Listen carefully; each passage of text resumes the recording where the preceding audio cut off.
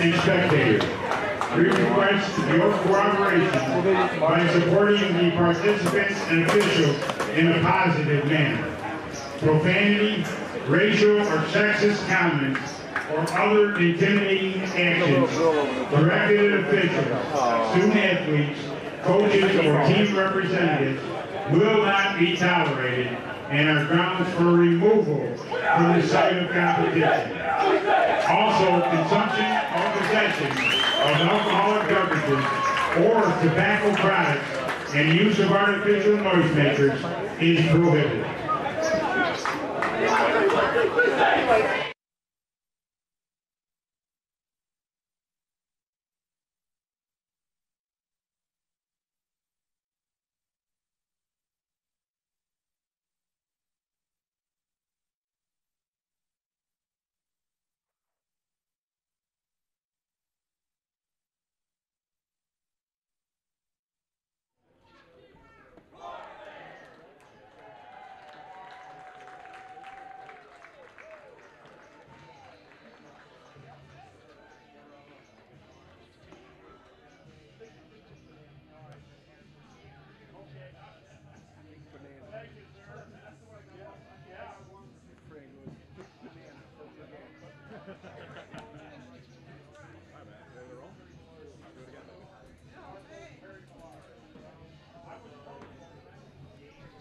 Good afternoon and welcome back to Falcon Park in Auburn, New York. A picturesque and beautiful day for baseball here in Central New York. And we've got the headliner on the docket right now. It's the top seed and the host, Cortland State. The Red Dragons, the #1 seed in this New York regional of the D3 NCAA baseball tournament against the 8 seed, Westfield State out of Western Massachusetts, coming to Cortland's backyard for a date here in this early afternoon game. So glad you're along for this one, everybody. I'm Drew Carter, going to be taking you through the action today. We already saw an offensive explosion in Game 1 between the 4 seed Baldwin Wallace and the #5 seed Swarthmore. The Garnet put up 11 runs in that one on 20 hits, compared to just 6 runs for BW and 11 hits. Usually that'd be good enough to get the job done, but Swarthmore exploded in that game, puts up the 11 spot, and they will take on the winner of this one right here tomorrow afternoon. Cortland in the home white uniform with the red trimming, looking so clean, especially under the sun here at Falcon Park. And Westfield State rocking the purple and the gray. The Navy, I should say. Not used to the sun here in CNY, messes up the eyesight. Westfield State to the plate first, the 8 seed, the lower seed, technically the road team in this neutral site game. First pitch from Cortland's pitcher, Mike Harrington, is a strike over the heart of the plate to John Lippincott, one of the captains for this Westfield State team. Rides a 9-game hit streak into this game. Harrington's 0-1 in there as well, back-to-back breaking balls to start for one of Cortland's top pitchers. Harrington, the pitcher of the year in his conference, the State University of New York Athletic Conference, which Cortland ripped through in the regular season, did not win the conference tournament, but still got this host spot. Harrington missed outside with a fastball there against Lippincott. Lippincott, one of 4 lefties in the lineup today for Westfield State. After him, though, it's the 5 straight righties. 1-2 pitch, nubbed foul, off and back to the left. And it's still a 1-2 count. Harrington on the season, he started out as a hybrid bullpen/starter, settled into a role as one of the top starters on this team, and he has flourished. A 1.46 ERA and a perfect 8-0 record. Here's your 1-2. Missed outside again.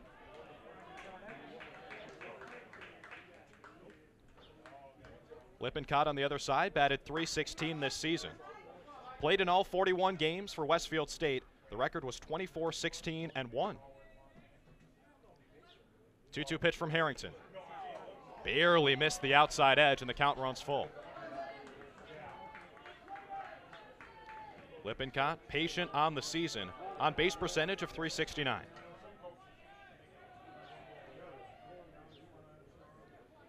Here comes the payoff pitch. Swing and a miss, strike 3, and Harrington punches out Lippincott to open up this game.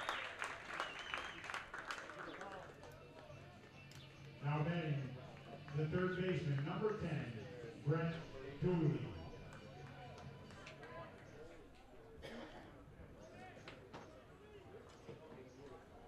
So Lippincott goes down swinging. Mike Harrington, 6'4", 215, the senior pitcher out of Glens Falls, New York, just outside Albany. And next is Brett Dooley, the third baseman today for Westfield State. Takes strike one. Already we've seen Harrington pitching backwards a couple of times as opposed to starting with the fastball and then going with the secondary stuff after that. He starts with a breaking ball. Dooley, a .328 hitter on the season. The 0-1. Swung on, soft ground ball toward the third baseman, Matt Mahalski. He's on it.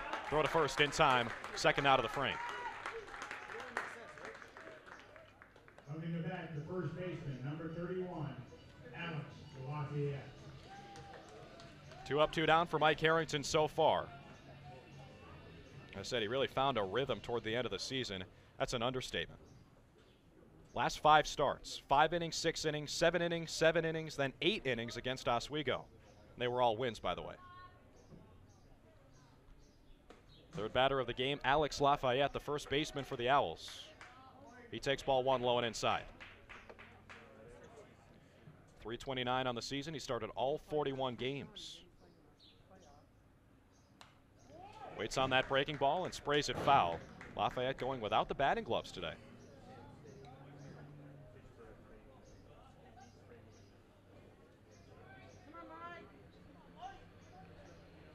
1-1 the count to Westfield State's first baseman.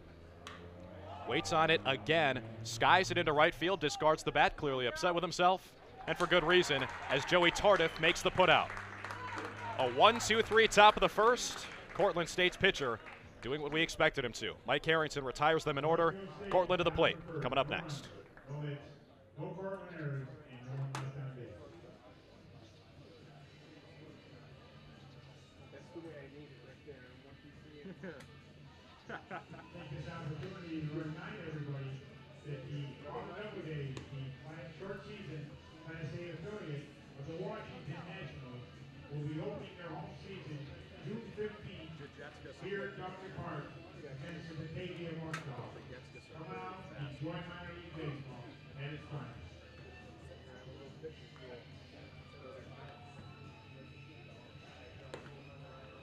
I think if we get to the 6th inning in like an hour or 15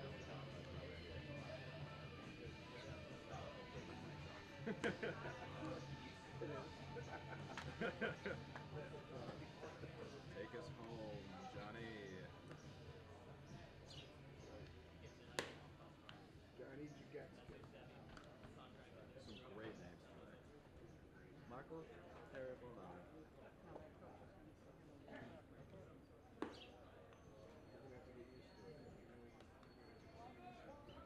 Diomedes Eusebio. All these weird. Maximus Decimus Meridius. So like in you take a look at this, Yeah, a little bit. It's that stuff is more like they kind of don't really like keep down the good stuff. But like, I don't know, it makes it easy when you have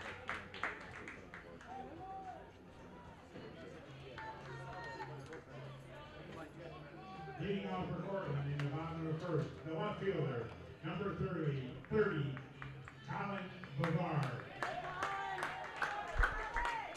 The fans at Falcon Park get their first look at the Cortland Red Dragons offense. 32-10 on the season. Today they've got to go up against one of the best pitchers in the Northeast, John Jagetskis from Westfield State. First batter up for Cortland, Colin Bavard, takes ball 1 outside. Jagetskis, the lefty pitcher, dominated conference play this year for Westfield State. 1-0 misses low. It's a 2-0. You can see what Westfield State's ace. He's got that imposing frame, 6'4", 250. Plus he comes straight over the top with that lefty throw. The 2-0 to Bavard. Catches the outside corner, 2-1. You take a look at Cortland's lineup. The top 7 guys all hit 300 or better this season. Bavard was 331. The 2-1 pitch. Swing and a miss. Big cut. He hit 2 home runs this season. He was a contact away from hitting number 3 there. 2-2 the count. Jagetskas works his way back from a 2-0 hole.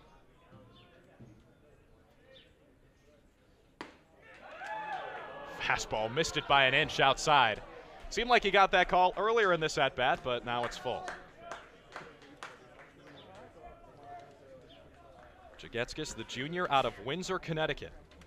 In a 3-2 count here to Colin Bavard. Ball 4 taken up and away. That's why he's the leadoff man, patient at the dish. 31 walks in the regular season. He's got 1 in his first plate appearance here in the NCAA tournament.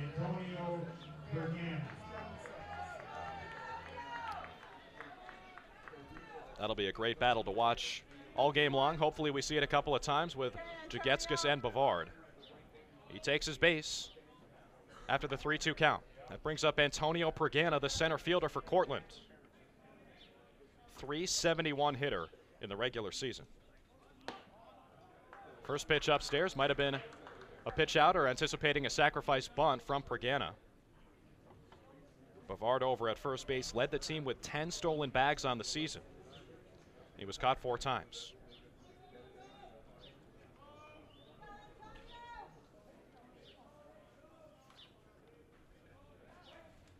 Pregana shows bunt again, and again the fastball up high, 2-0. So 6 balls and just a couple of strikes thrown by Jagetskas so far. He's not a guy who walks a whole lot of hitters. 82 strikeouts in the season compared to just 26 walks. The 2-0 on the way to Anthony Pregana. Feigns the bunt for a 3rd time. And that pitch, which might have been in the same exact spot, this time called a strike. Andy Draper behind the plate for this one. Rudy Fernbach at first base, Dave Gabor at second base, and Dave Martin at 3rd. The umpire crews rotate. We've got 4 games today. Each crew will take care of a couple apiece. 2-1 pitch is bunted down by Pregana, but down the first base line.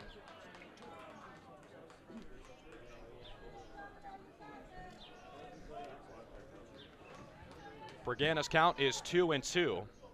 So Antonio might not show a bunt again. Jagetskas this season, Conference Pitcher of the Year.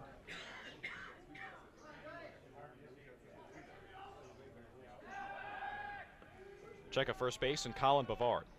Westfield State, the automatic qualifier from the Massachusetts State College Athletic Conference, picking up the 8th seed in this New York Regional.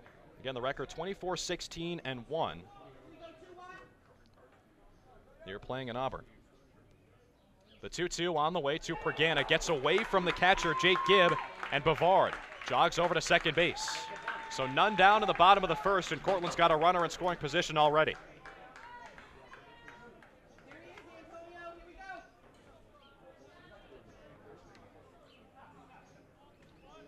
Antonio Pregana, the Rookie of the Year in the SUNY AC. In a 3-2 count here against Jagetskas. Fastball missed up high, so back-to-back walks for the best pitcher in his conference. Jagetskas, the free pass to Bavard, and then the free pass to Pregana. Both times, by the way, it came in a full count. So these Cortland batters extremely patient so far.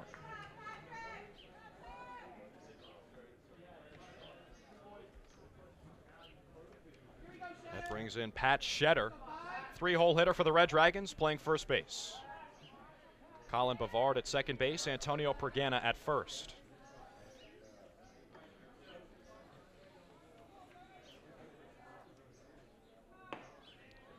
Fastball paints the outer edge, 0-1. Shetter on the season, a .350 batter.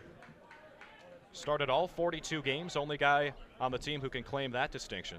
160 at-bats.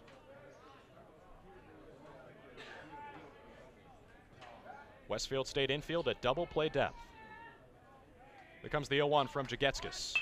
Bunt shown and laid down. It's a hard one right toward the second baseman, Tyler Beach. He's got to scramble to make the play, and he does over to first base, but both runners move up.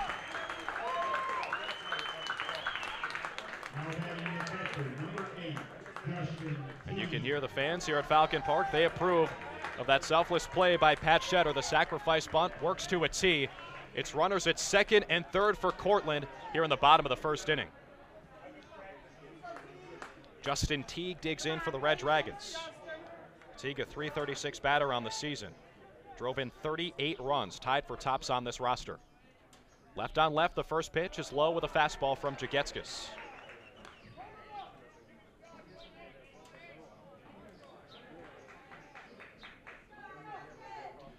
Jagetskis, by the way, has not walked more than 3 batters in his last 5 appearances. He's already got 2 walks. That was against the first 2 batters he faced. Hard ground ball toward the shortstop, Colin Dunn. Lost it for a second, picks it back up and rifles to first base. And that is a big timeout in the first inning for Westfield State. Even though Dunn bobbled it, he still had the composure to look the runner at third back to the bag. That was Colin Bavard. Bavard cannot come home on the ground out by Teague, and now there's 2 down in the bottom of the first. That brings up Marcos Perivolaris for Cortland. Say that one 10 times fast. Perivolaris, the second baseman, still with 2 runners in scoring position. Fastball low, Jake Gibb behind the dish for Westfield State with a nice stop.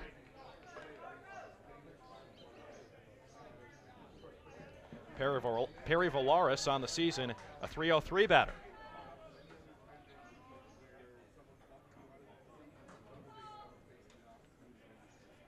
1-0 the count. Jagetskis against Perivolaris. Fastball over the corner of the plate, 1-1. Winner of this game, the 1 versus 8 matchup, moves on to take on Swarthmore tomorrow at 4:30 in the afternoon.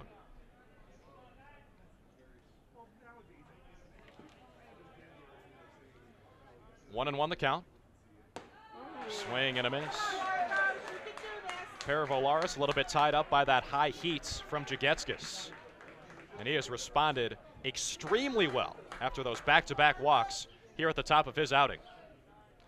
Sack bunt by Pat Shetter, and then a ground out by Justin Teague, in which neither runner advanced. The 1-2. Popped out to right field. Kyle Murphy moves over toward the foul line, makes the catch, and Jagetskis with some jam work in the bottom of the first, keeping us scoreless. 0-0 after 1.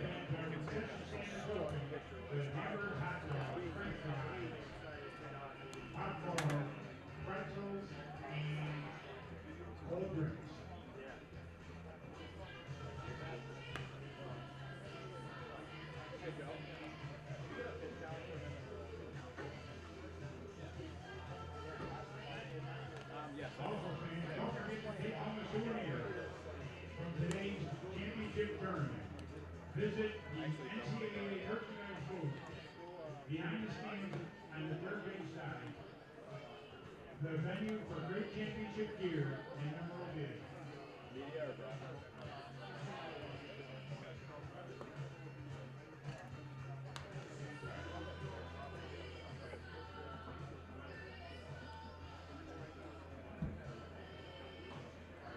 Leading off for Westfield State, top of the second, the center fielder, number 26, Anthony Crowley.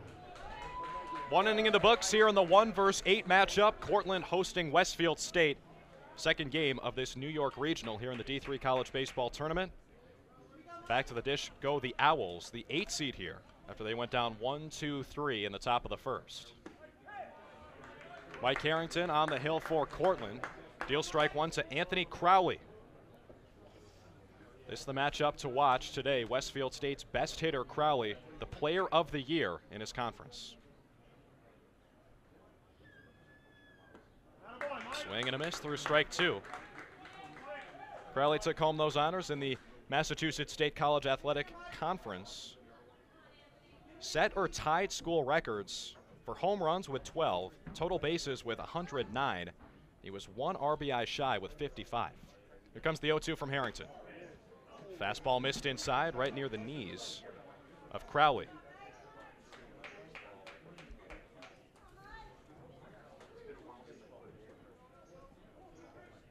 Crowley, the center fielder, batting .359 this season. The 0-2.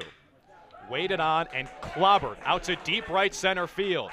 That one bounces off the base of the wall, and Crowley digging for two.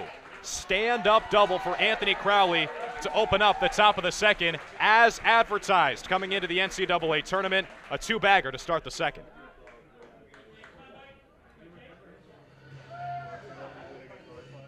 Clobbered out to deep right center field. That one bounces off the base of the wall, and Crowley digging for two. Stand-up double for Anthony Crowley to open up the top of the second as Crowley goes opposite field, and he stands on second base now.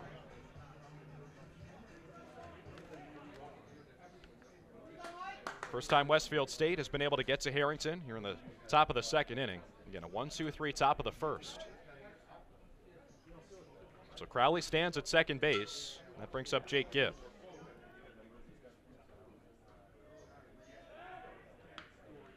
Pickoff attempt towards second for Crowley, who stole 8 bases this season. That's tops on Westfield State. So not only is he the best, most powerful hitter, probably the best runner too. That being said, Jake Gibb is the only guy with a better batting average on the team at .380. That pitch from Harrington missed low and inside, 1-0.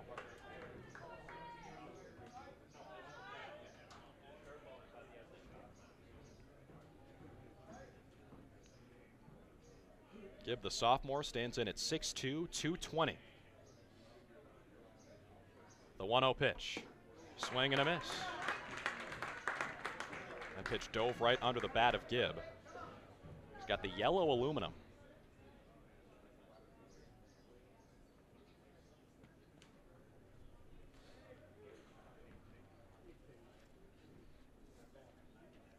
One and one the count. Harrington working against Gibb. Swing and a miss again. Same type of stuff, just nasty from Harrington. Breaking ball dives right below the bat.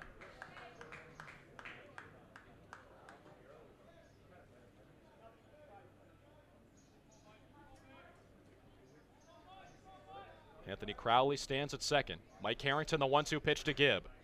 Just got a piece with the end of the bat. Looked like he went back to that same pitch for the third time in a row, and finally Gibb gets a piece. Jake Gibb comes into this NCAA tournament absolutely scorching.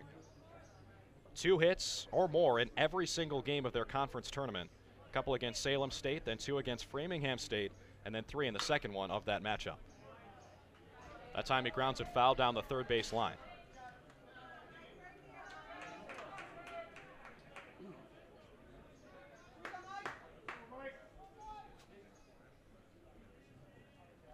Staying alive here after back-to-back whiffs on that nasty slider-type pitch from Harrington. Couple of foul balls, and now here we are. Another 1-2. Waits on that one, shoots it through the gap between the shortstop and third baseman. Crowley was waiting to see where that ball would go before he left second, so he's got to hold off at third. But back-to-back knocks for Westfield State here in the second inning, still none down.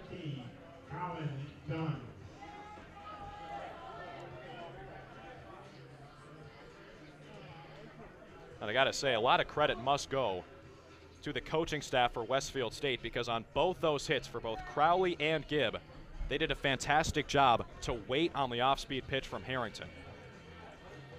Crowley went the opposite way into the gap in right center field, got himself a couple of bases, and Gibb goes through the gap on the ground on the left side of the infield.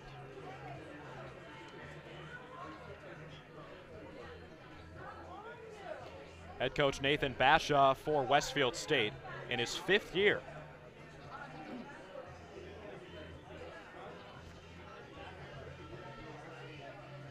This is Westfield State's first NCAA tournament appearance since 2010. And that one they lost to the #1 team in the country, Trinity, in the opening round, and then to Husson. Trinity went on to win the national championship that year in 2010. So Cortland fans hoping for a repeat of that, because this Cortland team certainly capable of going all the way. Right now, Westfield State with runners on the corners in the top of the second inning and none down for Colin Dunn, the shortstop.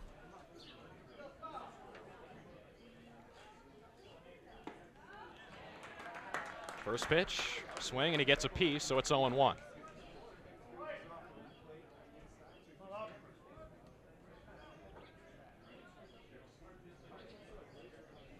Harrington's 0-1. Swung on, nubbed right back up the middle. It skips off the mound. The tag's applied by the shortstop, Dondero, but not before a run comes home for the Owls, and they open up the scoring as Crowley comes home on the RBI putout by Colin Dunn. Now batting the designated hitter, number 21, Aaron Clancy.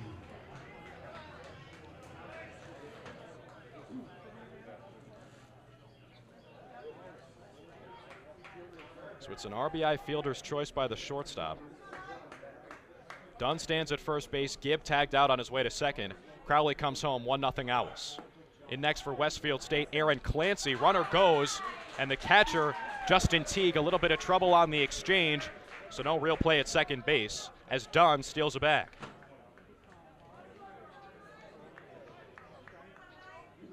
Colin Dunn wastes no time swiping that base. 4 of 4 in the regular season, 1 of 1 in the NCAA tournament now. Clancy, the lefty, hitting DH. Now with a runner in scoring position, 1 down in the top of the second. 0-1 pitch is low. Nice stop by Justin Teague there to keep it in front of him and keep the runner at bay, the aggressive Colin Dunn. Clancy on the season, a .289 hitter. The 1-1 from Harrington. Changeup missed up and away. 2-1.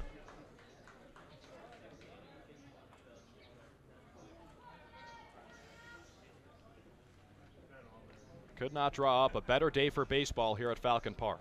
The 2-1 pitch. Fastball just missed outside, 3-1. Couple of clouds dotting the sky. Wind is nice and easy. Temperatures hovering mid-70s. Sun is out in a big way. Harrington's 3-1 pitch to Aaron Clancy. Sprayed foul down the left field line, 3-2.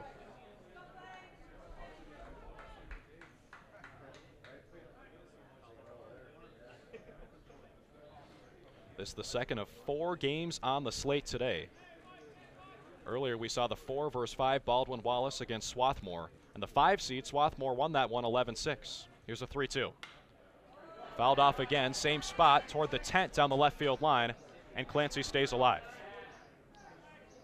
Swarthmore went off offensively with 20 hits on their way to that 11-6 win over BW. After this one today, we've got the number 3 seed Southern Maine against the 6 seed Amherst, and then the 2 seed Salisbury against the 7 seed St. Joseph's out of Long Island. There we go, Clancy with a base knock potentially, but it's stolen on a nice leaping catch by Colin Bavard. He takes it away and makes it the second out of the frame. Now batting the right fielder, number 7. So Clancy makes good contact after staying alive again. So Westfield State's first batter, John Lippincott, went down swinging. After that, it's been a lot of patience from both sides.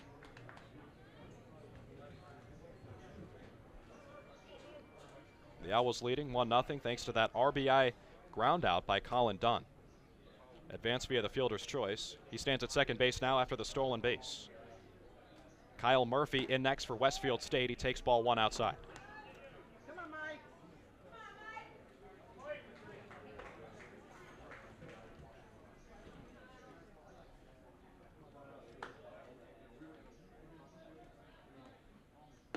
Swing and a miss. Big whiff by Murphy.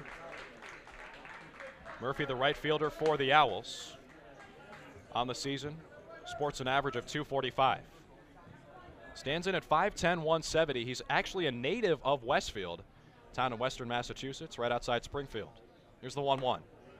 Missed outside the throw to second base, tracked down by the shortstop, Paul Dondero. The catcher, Teague, did not hesitate, wait for his teammate to get over to the bag before he tried that pickoff move, keeping Colin Dunn honest. Remember, he did steal second. That's how he got there. You can also see Colin Dunn's uniform already dirty. Says a lot about what kind of player he is. Ready for the 2-1 pitch from Harrington. Chopper down the first baseline, but foul. Murphy finds himself in a 2-2 count with 2 down in the top of the second. Deuces wild at Falcon Park.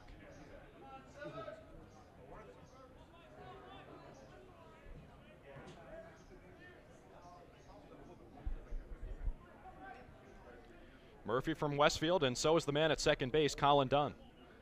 A couple of guys playing for their hometown team. Harrington, the pickoff attempt, it nearly caught Dunn in the back as he opted not to slide.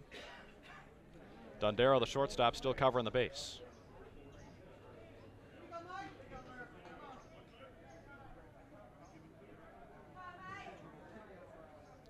The 2-2 from Harrington. Taken, shaves the outside corner, ring him up, strike three.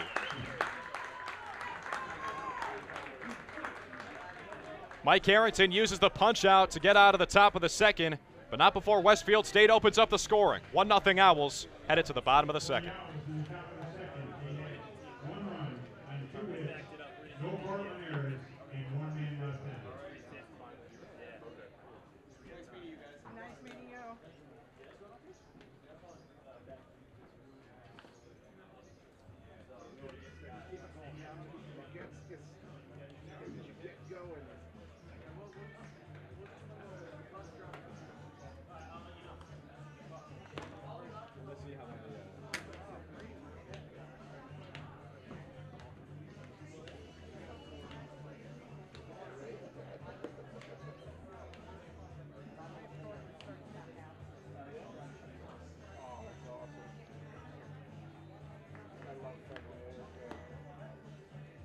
We'd like to remind everybody that Game 3 will feature Southern Maine versus Amherst at an approximate starting time of 4:30. Game 4 tonight will be Salisbury versus St. Joseph's, approximate starting time of 7:45 p.m.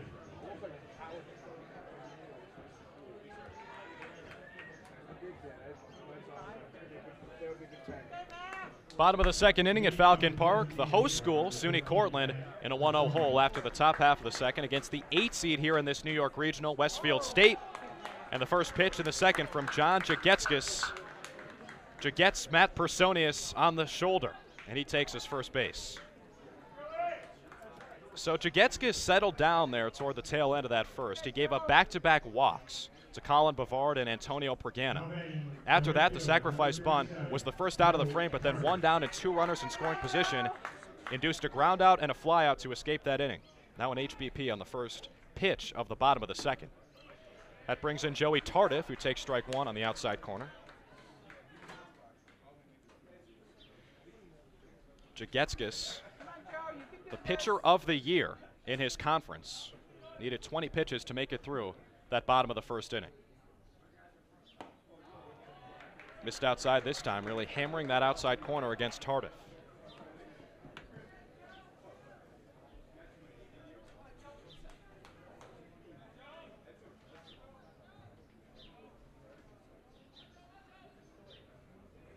The 1-1 pitch. Upstairs, ball 2.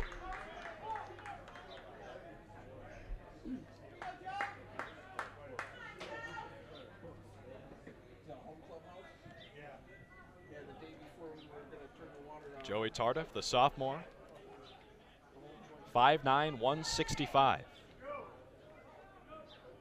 Batting .389 this season. Tops on the Cortland team. 2-1. Missed low with a fastball, 3-1. Those 20 pitches in the first inning, 10 balls and 10 strikes for Jagetskas. So now a hit by pitch and then 3 balls and 1 strike here in the bottom of the second. Personius dancing around at first base, the 3-1. Missed outside, ball 4. So that's 3 walks already for John Jagetskas. He's faced 7 batters. He's walked almost half of them. Plus a hit by pitch.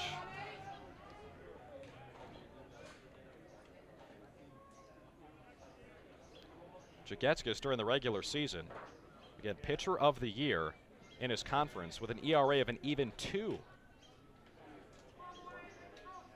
Escaped that first inning without allowing a run in another hole here. Matt Mahalski in next for Cortland. Shows bunt, pulls it back, and that one nearly clipped him too.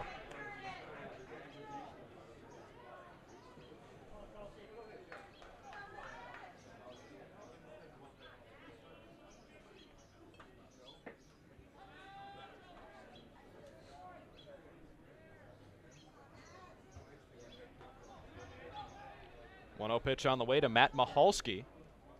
Shows bunt again. Rips it back, takes strike one.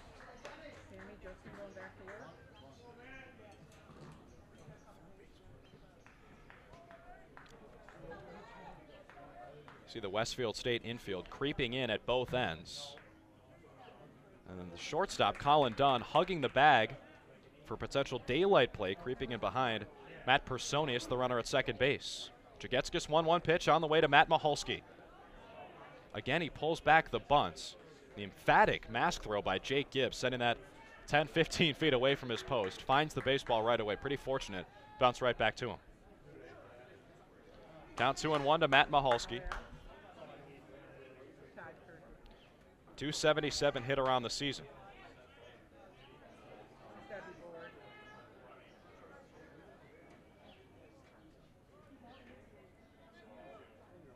The 2-1. Taken low, ball three, and Jagetskis, you can see, getting a little frustrated with himself. Only 26 walks in the regular season in 67 2/3 innings. He's through 1+ inning right now. He's walked 3 guys and hit another. There were a couple games this year when he walked 5 and 6 batters. Back on April 13th against Salem State, and then all the way back 2 months ago against Suffolk, 6 walks in 6 innings though. The 3-1. Hits the outside corner, 3-2. That time Mahalski did not show bunts. Now in a full count, you'd have to expect the infield to return to its normal spots.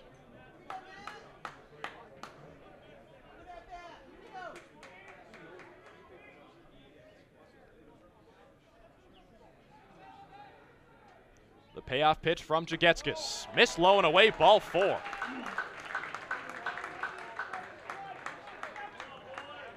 And the bases are loaded. No surprise here. A mound visit.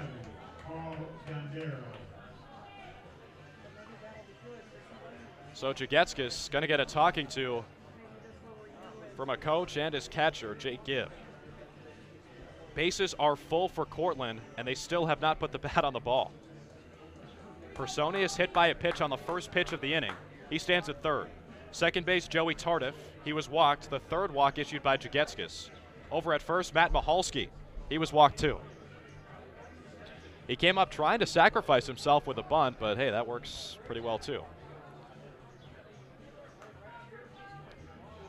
The 9-hole hitter, Paul Dondero, due up next for Cortland. Batting 177 on the season.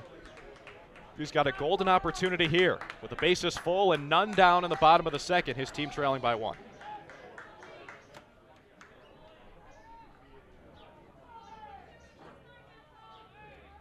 First pitch from Jagetskis, jumped on and popped into foul territory. And just when you were beginning to think that everyone on the field is uber patient today, Paul Dondero says, I'll take that first pitch and swing at it. Fortunately for Cortland, though, falls out of play, so the count's just 0-1.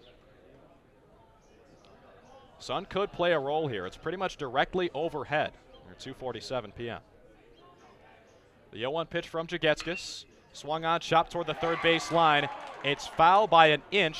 Actually bounces off the umpire, Dave Martin, over there. I think there was some confusion because he put up the hands to signal foul ball. Then he tried to turn away from it. So the hands went toward fair territory. So everyone thought that that was going to be a fair call. But no, it looked like it was foul. So the count now 0-2. It's a Paul Dondero. And it's hard to imagine a strikeout could be more important than this here in the second inning. Bases juiced, none down. Westfield State holding on to a 1-0 lead. They picked up that run in the top half of this frame. The 0-2. Golfed out to right center field. Murphy, the right fielder, drifts back toward the warning track. That's deep enough to score the runner from third. Personius comes home, and we're tied.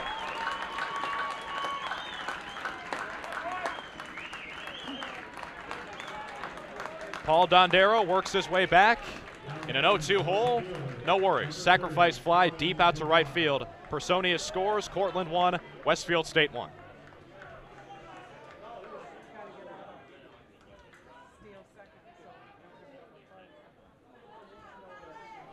And also, second base is open because Joey Tardif, astute base running, goes from second to third on that tag-up play.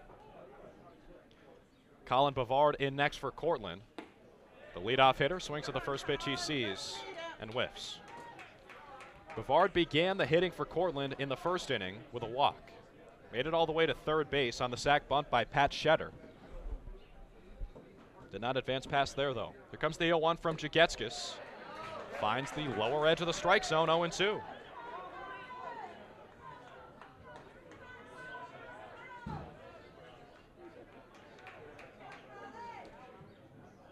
Jagetskis with runners on the corners. Checks on both, the 0-2 pitch. Hard ground ball down the first base line. That's a fair ball as Lafayette picks it up and steps on the bag for Westfield State.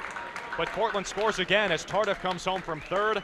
Red Dragons smart on the base paths. Tardif tags up from second base on the sacrifice fly on the last at-bat. He scores from 90 feet away, and it's a 2-1 Cortland lead.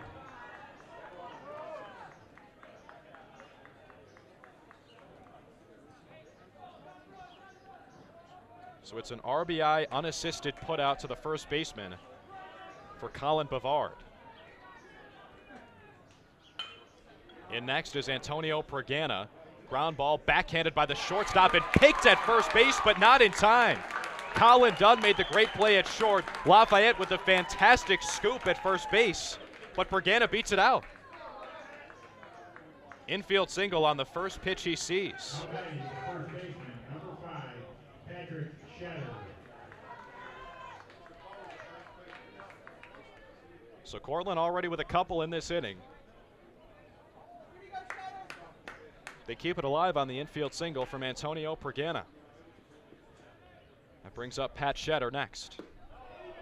Shetter, the first baseman, takes ball 1 from Jagetskis.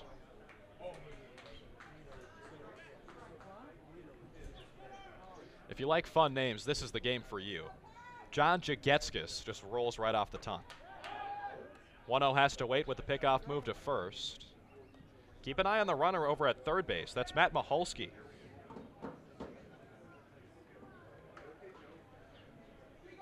Maholsky does not appear to be afraid, taking a pretty big lead over at third. Another pickoff. Maholsky moves 15 or 20 feet off the bag. Still a 1-0 count to Pat Shetter. Bavard, Pregana, Shetter, Perry Volaris, Personius. Lots of fun names when Cortland's at the plate. The 1-0 pitch. Fouled off, back into the right side. You can tell Jagetskis already upset with himself. Wants to pick up that baseball pretty emphatically.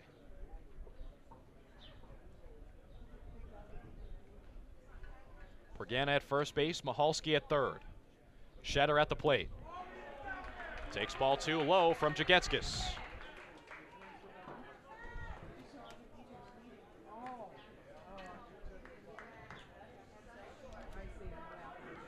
Jagetskis already with 4 walks today, plus a hit batsman. And a good amount of pickoff attempts, too.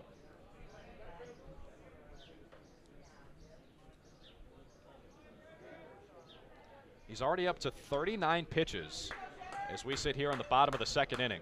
Just 20 strikes. Here's pitch 40. Fouled off. Shetter back in the first inning, a sacrifice bunt that pushed both runners up. So 2 in scoring position for Cortland. They could not capitalize. Didn't score in the first, but they've scored 2 already in the second.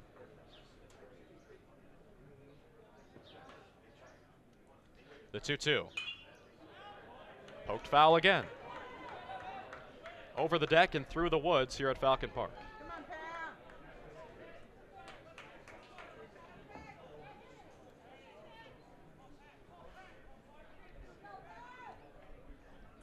Jagetskis, 2-2 pitch. Another foul ball. Gambling is now legal in America. If you took the over on foul balls in this at-bat, you're probably pretty rich by now.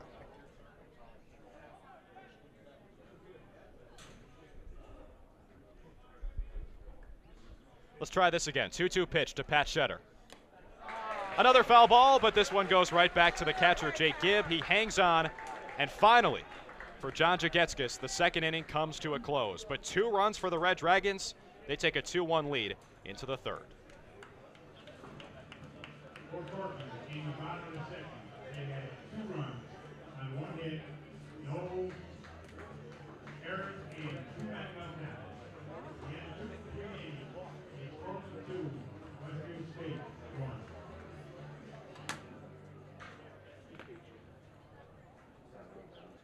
There goes our pitchers.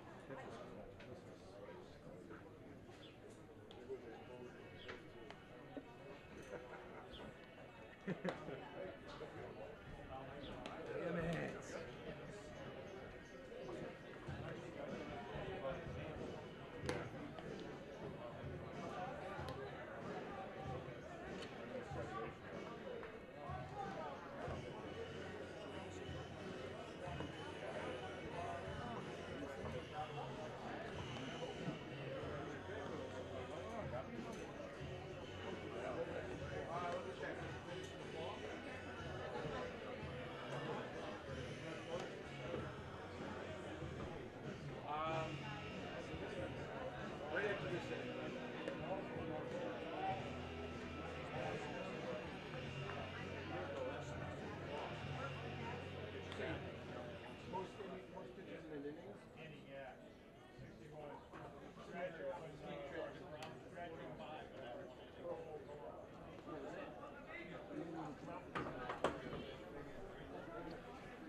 Welcome back to Falcon Park.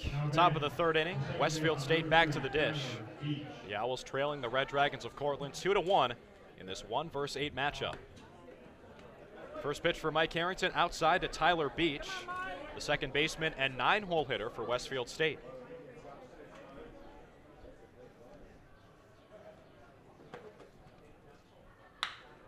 Hard ground ball towards second base. Marcos Perivolaris on it for Cortland. Throw to first base in time to retire Beach. Now batting the left fielder, number 11, John Lippincott. So Mike Harrington is through 1 trip through the Westfield lineup. Allows that 1 hit back in the last inning. Thanks to Anthony Crowley's leadoff double. Came around to score on the RBI ground out from Colin Dunn. Back to the top of the lineup now for John Lippincott. First pitch, swing and a miss.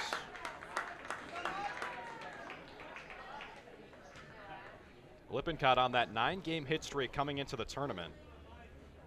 Put together a 17-game hit streak last year. That was the second longest in program history. His count is 0-1, 0-2, same exact pitch.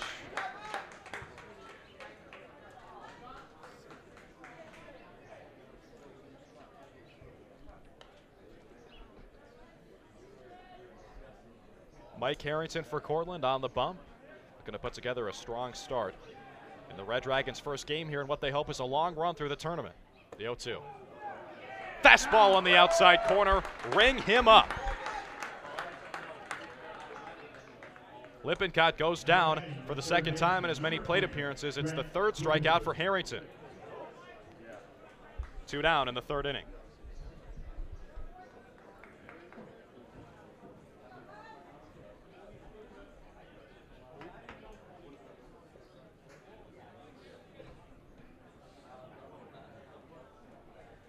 Brett Dooley up next for Westfield State. Take strike 1 from Harrington, who's finding a rhythm here.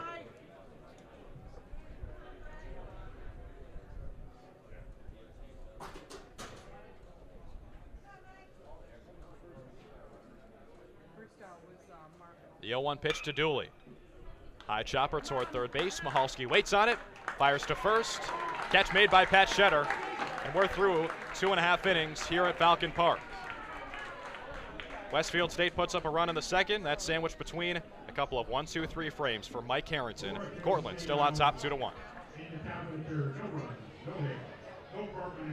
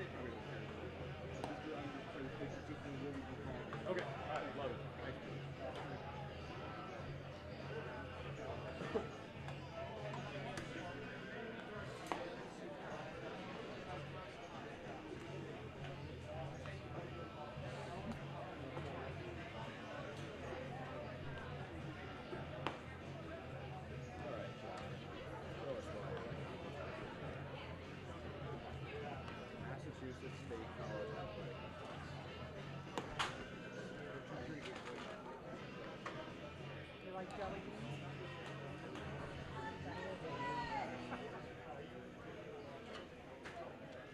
Good for you, they're low fat.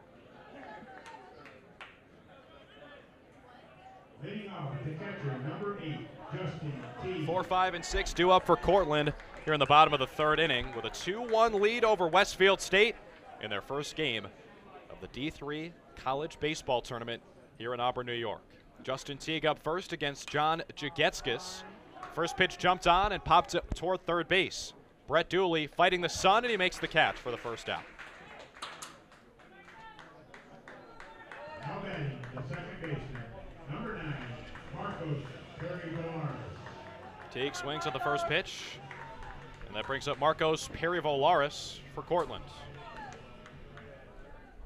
Flew out to right field to end the first inning. That was before the second, where each team got on the scoreboard, 1 for Westfield State and 2 for Cortland. First pitch on the way from Jagetskis. Taken on the outside corner for strike 1. Perry-Volaris, 303 on the season, slugged .461 on base percentage of .365. Jagetskis, the 0-1 pitch. Hard line drive down the right field line, but it tails foul. So a quick 0-2 count. Jagetskis looking to find a groove here in the third inning. Both those first 2 innings were rough goes for him. So far, 3 pitches, 3 strikes. Here's the 4th. Fastball hits the outside corner. Strike 3.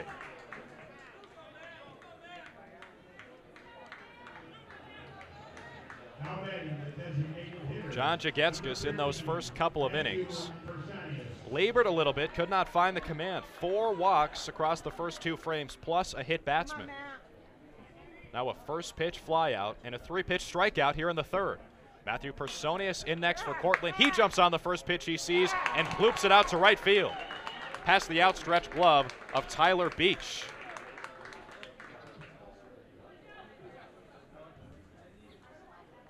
Beach just barely could not get to that one. Personius aboard with the base knock.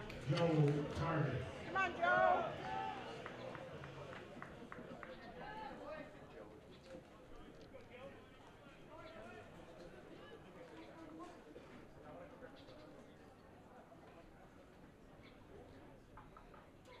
Personius leads off first. Jagetskis from the stretch deals strike 1 to Joe Tardif. Come on, Joe.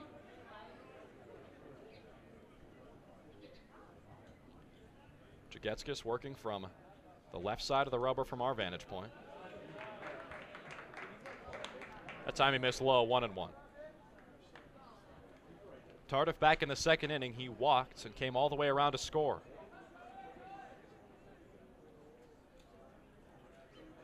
The 1-1 from Jagetskis. Foul ball straight back. 1-2.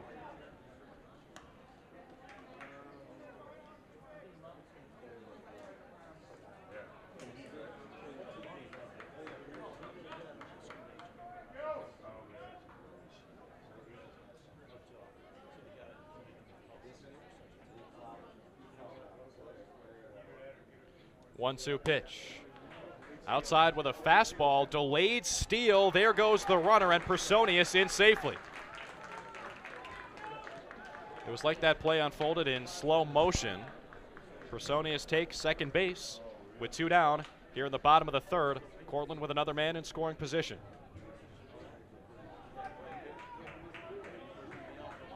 Come on, Joe.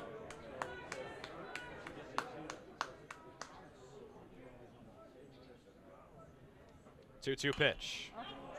Out straight back. Cortland batters doing a fantastic job of protecting the plate and forcing Jagetskis to go deep into count after count. If you're the Red Dragons, you'd love to force this guy from the bump.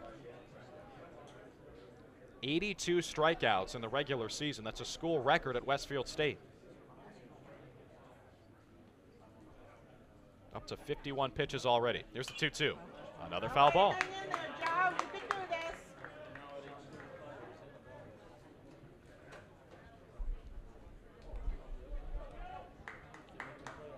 Joe Tardif takes some encouragement from the Cortland faithful here at Falcon Park.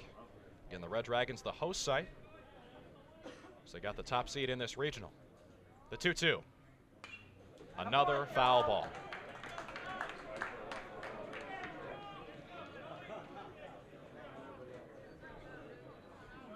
I mean, if you're John Jagetskis, at this point, you've got to be thinking, come on, what do I have to do?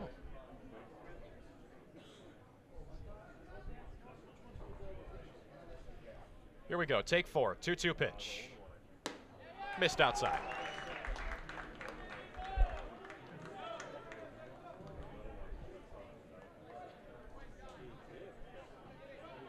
Come on, Joe. Tardif looking to draw his second walk in as many trips to the plate.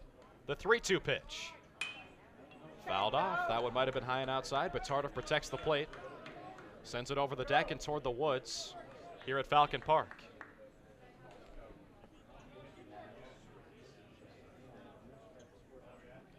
Tardif, a .389 batter on the season. Just 72 at-bats, but still an incredibly impressive batting average nonetheless. The payoff pitch. Hard ground ball down the first base line, picked by Lafayette. He steps on the bag, and that'll do it for the third inning. Cortland 2, Westfield State 1. Dragons back to the field after this, and the Owls come to the plate with the meat of the lineup. 3, 4, and 5 due up next for Westfield State. For Cortland, in the bottom of the third, we have no run, one hit, no errors, and one man left down. And 3 complete innings. It's Cortland 2 and Westfield State University 1.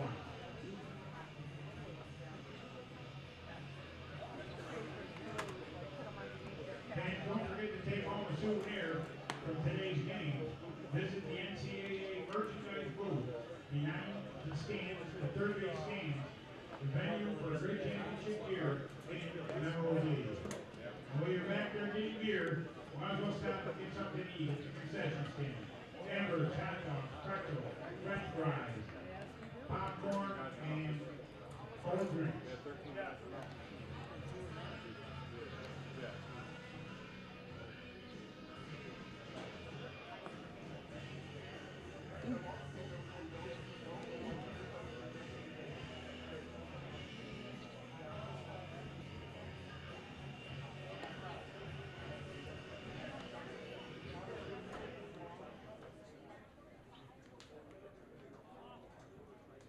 Leading off for the Owls in the top of the fourth, number 31, the first baseman, Alex Lafayette.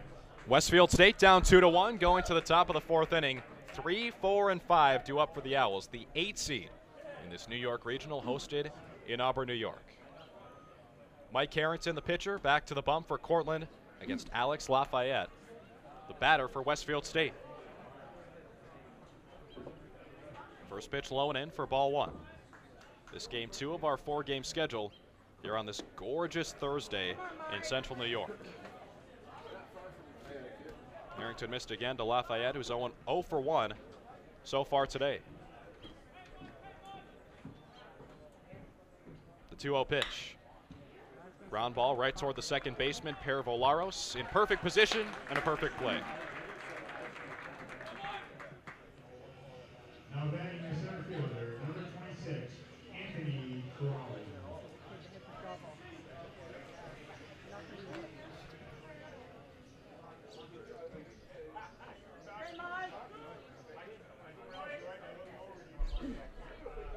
That brings up the most dangerous batter in this Westfield State lineup, Anthony Crowley. Massachusetts State College Athletic Conference Player of the Year. Takes strike 1. He led off the second inning with a double to right center field. Came around to score on the RBI ground out by Colin Dunn a couple of batters later. The 0-1 pitch. Low and inside with a fastball from Harrington, 1-1.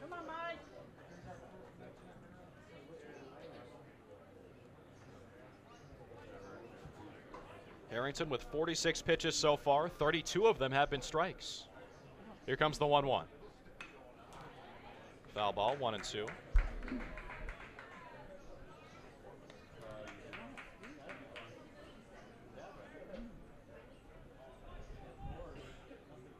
Harrington put together one heck of a senior season.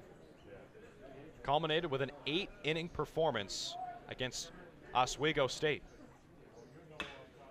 Chopper off the plate, back up the gut. Dondero, the shortstop, on it. Throw to first base, not in time. Anthony Crowley, 2 for 2 today. One of them a double in the gap in right center field. One of them an infield chopper.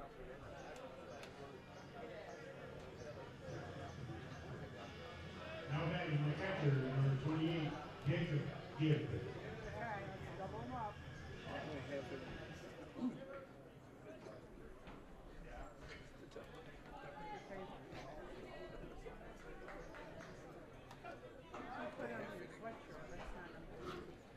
Jake Gibb in next for Westfield State. The catcher, that's righty.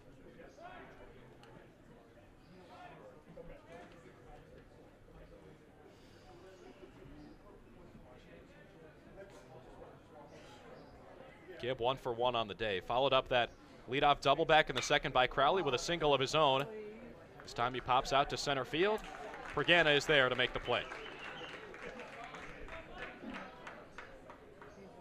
Coming to the plate, the shortstop, number 15, Colin Dunn.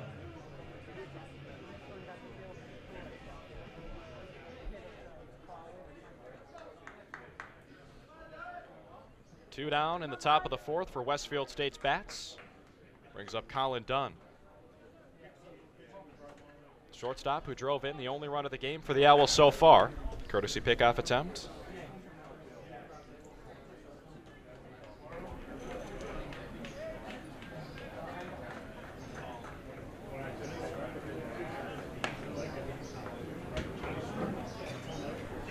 Anthony Crowley over at first base. 8 stolen bags during the regular season. Tops on this Westfield State team. First pitch. Dunn jumps on it. Sends it through the gap on the left side of the infield. Base knock for Jake Dunn.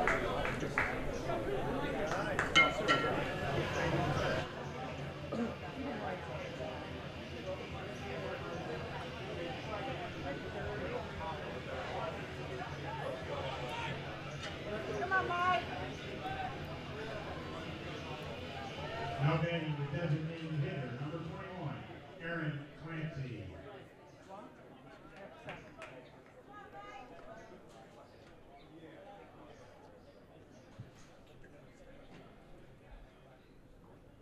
Designated hitter Aaron Clancy in next for Westfield State. He takes strike one from Mike Harrington. Colin Dunn stands at first base after that single. Anthony Crowley on second.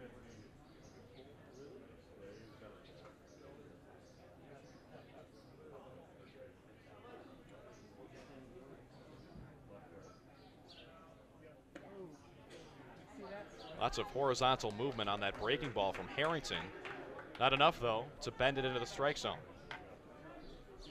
1-1 the count to Aaron Clancy. Westfield State trailing 2-1 with 2 down here in this top of the fourth.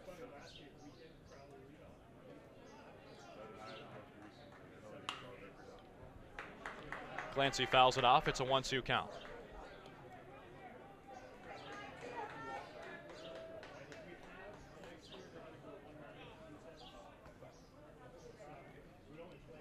Clancy, a .289 hitter during the regular season. To drive in 10 runs. Harrington takes a second. One of the better pitchers in this entire region during the regular season as well. The 1-2. Again, a foul ball off to the left side. Harrington came out of the bullpen at the beginning of the season. Entered the starting rotation, and then all he did was win Pitcher of the Year in the SUNY AC.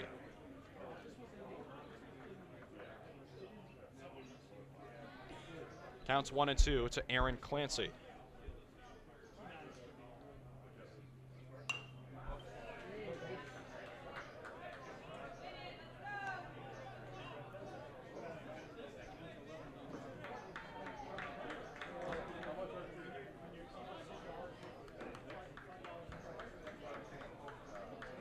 So far for Harrington, the even innings have been a curse.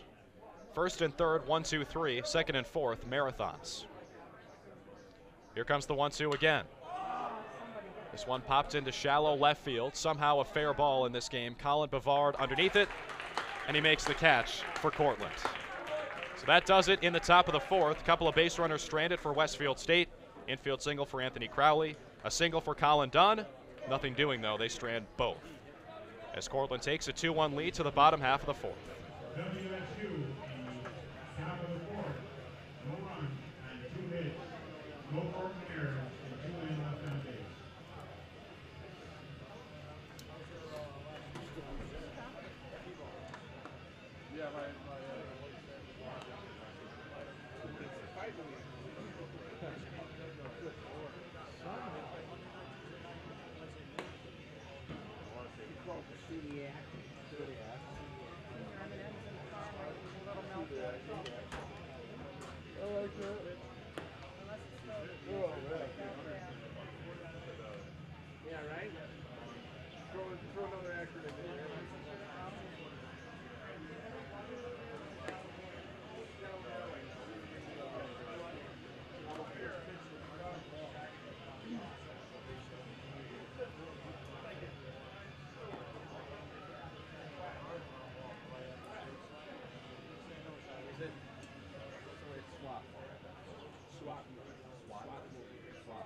That's what I say. Leading off the court, the 14, the third baseman, number 18, Matt Mahalski.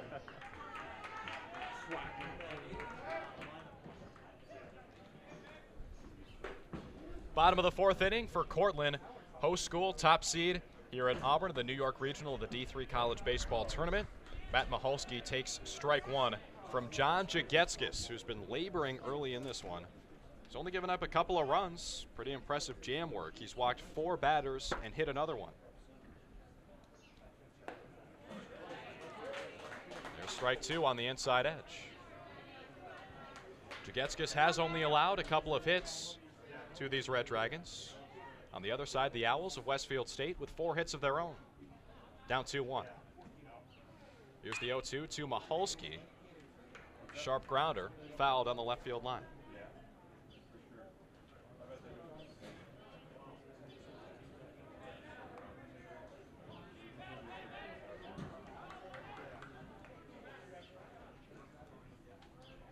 The 0-2.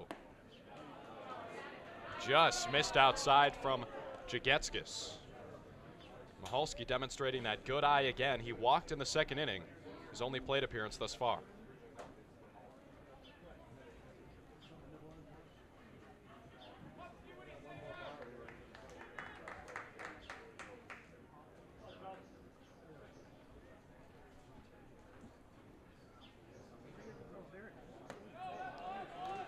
Jagetskis missed up high again, 2-2.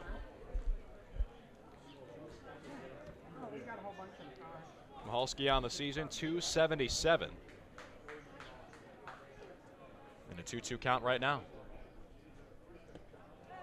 Low and inside, 3-2. Mahalski 1 pitch away from working all the way back from an 0-2 count to pick up a free pass.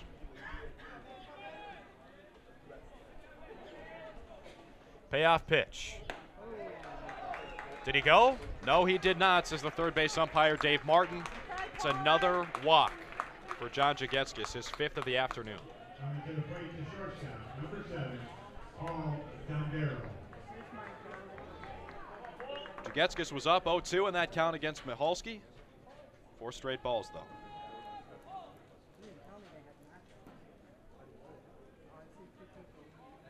Brings up Paul Dondero with a runner on first and none down. Could see another potential sacrifice situation. He showed bunt for a split second, but pulled it back when Jagetskis missed the zone.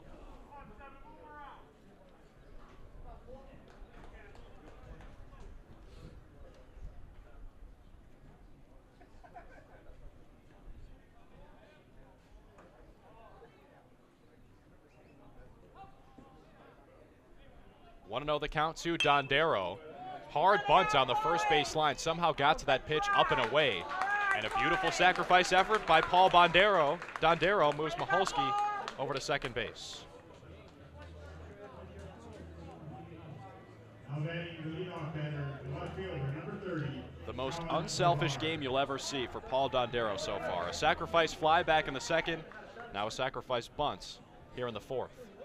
Michalski into scoring position. Cortland's leadoff hitter back to the plate, Colin Bavard, the left fielder.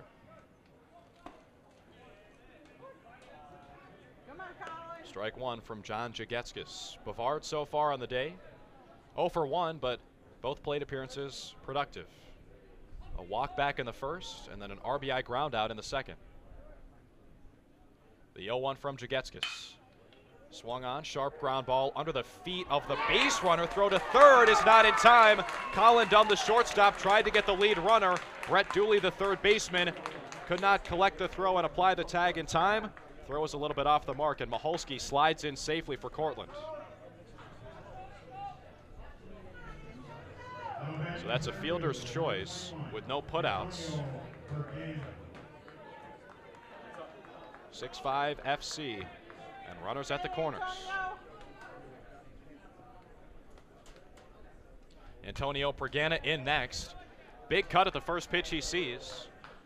Off the end of the bat and back to the netting. Come on, Antonio, it's your turn. Pergana hit .371 in the regular season, and he's a freshman. Suniac Rookie of the Year. The 0-1. Missed low with a fastball, kicks up some dirt. Counts 1-1.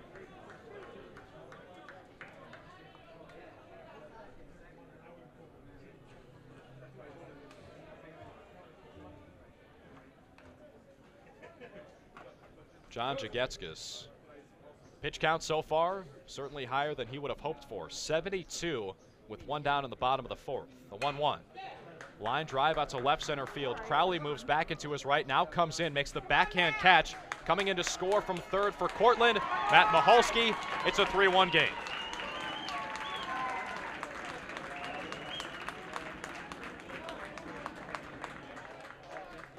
Now batting the first baseman, number 5, Patrick Shatter. So the Red Dragons have 3 runs already, and they've done it in true team fashion. RBI ground out in the second, a sacrifice fly in the second, and now a sacrifice fly in the fourth.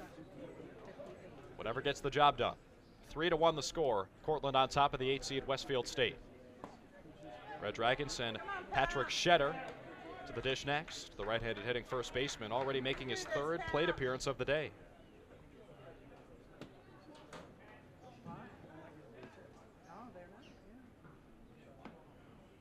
Colin Bavard still at first base. Shetter, the big cut, 0-2.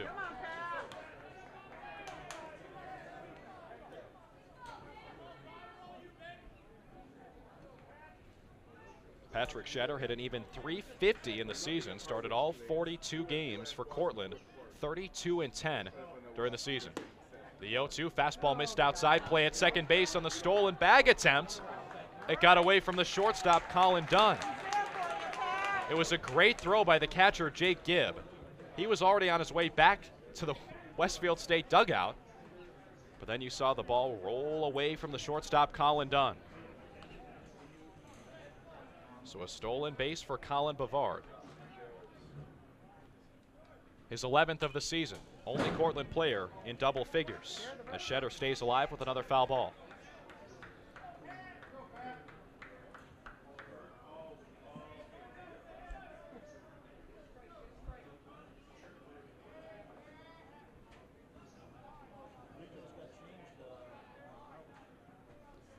Jagetskis ready with the 1-2.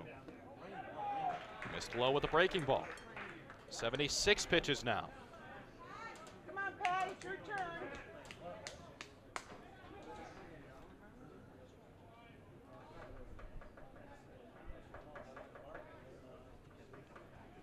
Two balls, 2 strikes, 2 down. Hard ground ball gets through the third baseman, Brett Dooley, chugging around third base and coming home to score for Cortland, Colin Bavard. And the Red Dragons opening this one up. In the bottom of the fourth, it's 4-1. Now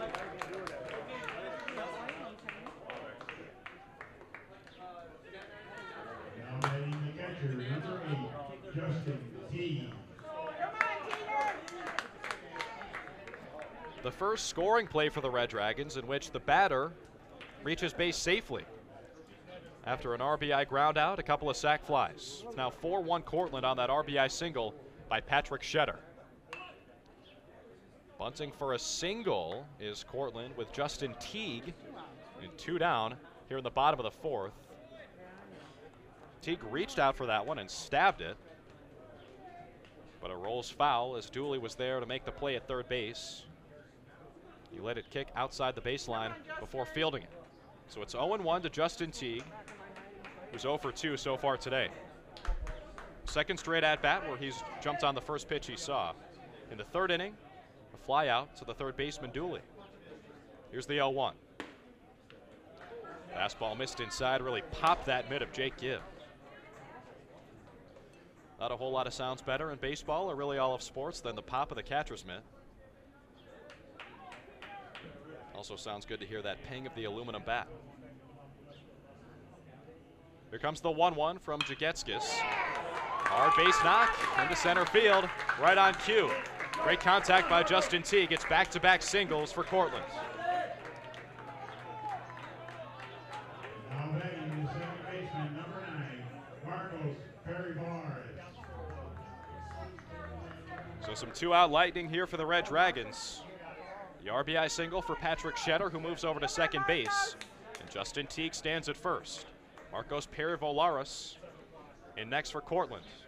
Second baseman 0 for 2 so far today. First pitch from Jagetskis, missed outside with a looping curve. You've got to wonder, as Jagetskis throws pitch number 85, how much longer is his day going to last? Don't see any action in the Westfield State bullpen just yet. Runners at first and second, 2 down, 1-0 the count to Perry-Volaris. That one dives into the zone, 1-1.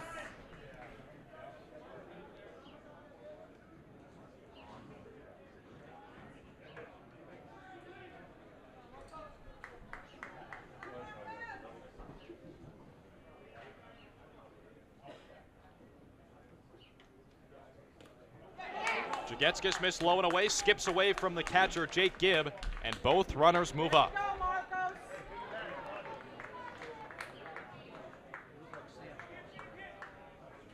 It'll be a wild pitch.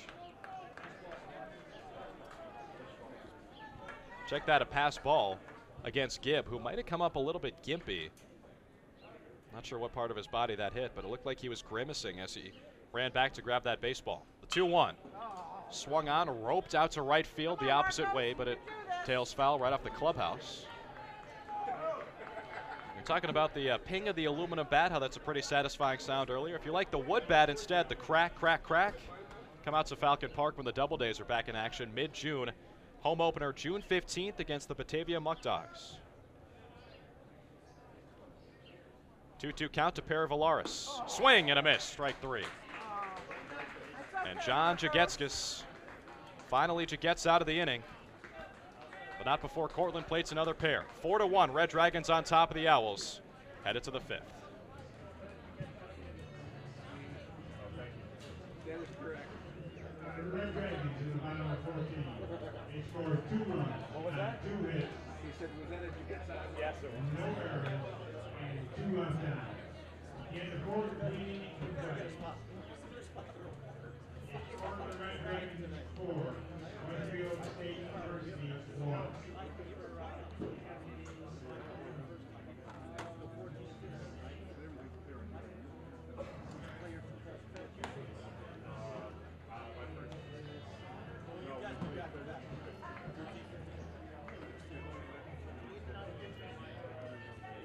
Jagetskis.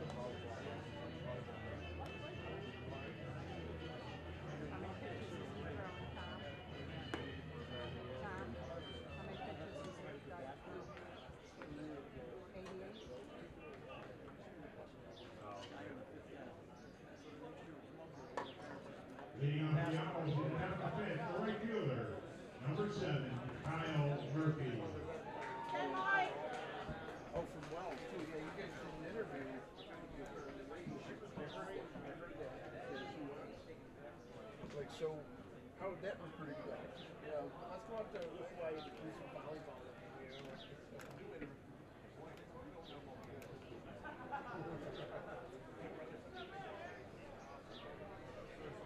Four innings down at Falcon Park between Cortland and Westfield State. Top of the fifth, led off by Kyle Murphy for the Owls. Fouls off the first pitch he sees. Mike Harrington back to the bump for the Red Dragons, the top seed in this New York Regional, hosted in Auburn at Falcon Park, home of the Double Days. Murphy so far 0 for 1. He struck out back in the second to end that inning. This time he gets a piece, sends it right off the mask of the catcher, Justin Teague. So an 0-2 hole already. Mike Harrington, much more efficient so far than his counterpart, John Jagetskis, on the other side for Westfield State. Harrington on the bump right now, just 58 pitches through 4 innings, 42 of them strikes. Here comes the 0-2. That one's not a strike, barely missed low and away. So that's pitch number 59 for Harrington, again, 42 strikes. Compare that to Jagetskis for Westfield State, 89 pitches, 54 strikes. Ready for the 1-2 from Harrington. Check swing, did he go? He did not, says the third base umpire, as the ball rolls away from the catcher. Dave Martin makes the call over at the hot corner.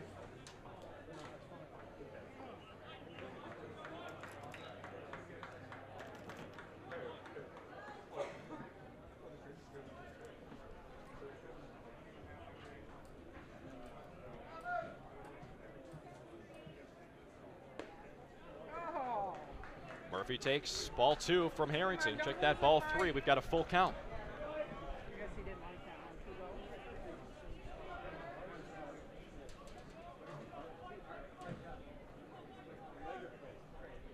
The 3-2. Rounded foul toward the right side. Count stays the same. This is the first ever meeting between these two ball clubs, Cortland and Westfield State. Get a load of this, though. They were together in the 2007 regional here in Auburn. They did not play each other. Come on, Mike. Red Dragons and Owls meeting for the first time here on this Thursday afternoon. Another 3-2 pitch. This ground ball hard and through into right field. Past the outstretched Patrick Shetter over at first base. And Murphy's aboard with the leadoff single. Now batting the second baseman, number 3, Tyler Beach. Come on, double play.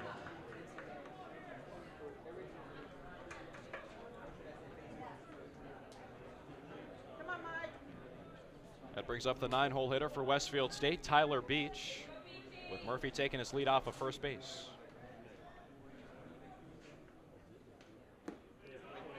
First pitch low from Mike Harrington, 1-0. So back in 2007, it's not like these teams could have done any advanced scouting on each other, because most of these guys would have been, what, in diapers? Maybe not in diapers, but in elementary school. But Coach Brown, for Cortland, Joe Brown, the head man, he's been here for quite some time. That's a chopper to first base from Beach, put away by the first baseman, Patrick Shetter. Does move Kyle Murphy over to second base, though, so one down, runner in scoring position for Westfield State. Joe Brown in his 20th season at the helm of Cortland, winning percentage of just a shade below 800. Second fastest D3 coach ever to reach the 700 win mark. Did it in 882 games. That's all it took him. That's pretty darn good. Runner at second base now for Westfield State as they go back to the top of the lineup, and John Lippincott. 0 for 2 with a couple of strikeouts so far. He takes strike 1 from Mike Harrington. How about some more impressive stuff for Joe Brown? They've made the D3 College World Series 8 times in the last 12 years. Chopper back up the gut of the infield and through for a base knock. Murphy digs around third base. Throw's not going to be in time. Cut off in the infield, and Westfield State chipping away. John Lippincott with the RBI single drives home Kyle Murphy. It's 4-2 now in the top of the fifth.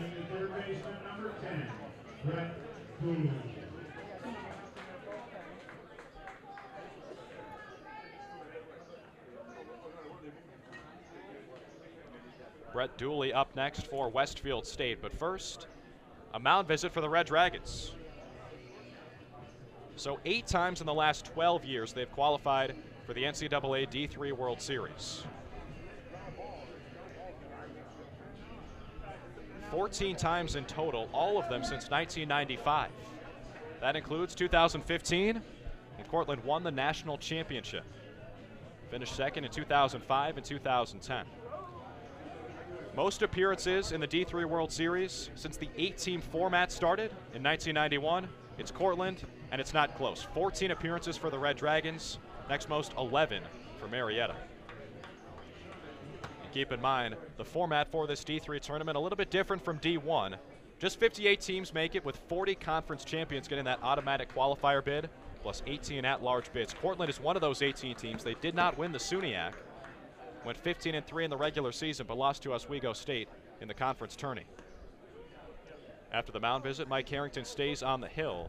Pickoff attempts toward Lippincott at first base, but he scampers back.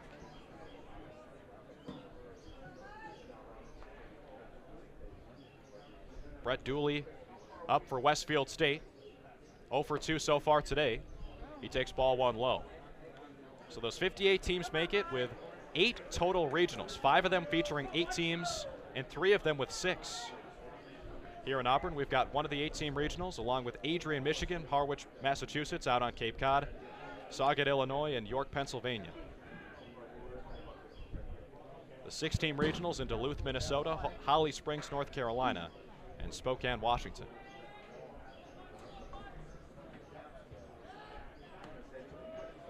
Count is still 1-0 to Brett Dooley, as John Lippincott threatens over at first base.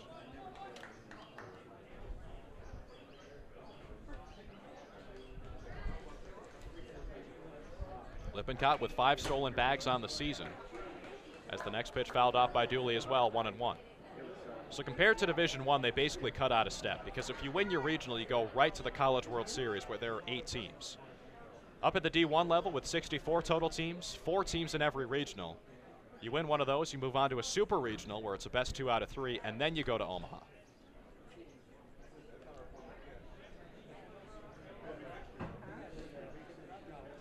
And next season, Division III will adopt that same formula. So 4-team regionals, then a super regional after that with just 2 teams, and then it's the World Series. Another foul ball by Brett Dooley.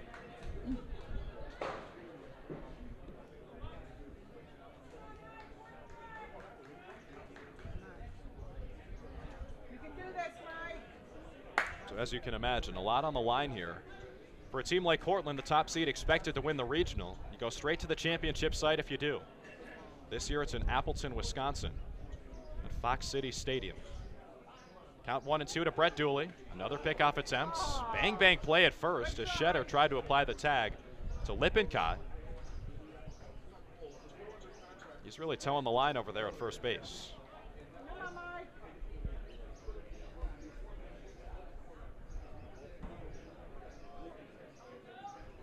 Another 1-2. There goes Lippincott. A pitch out. Throw from Teague to second base. Not in time as Lippincott dives in safely.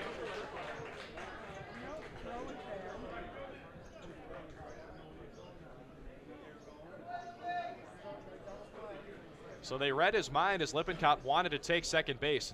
Get a load of his uniform. It's basically completely brown right now.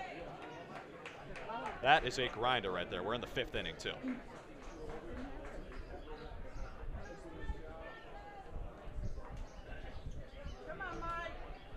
So Lippincott stands at second base. Brett Dooley still at the dish. Dooley drove in 17 runs during the regular season. His count is 2-2 against Mike Harrington. Swing and a miss, strike 3.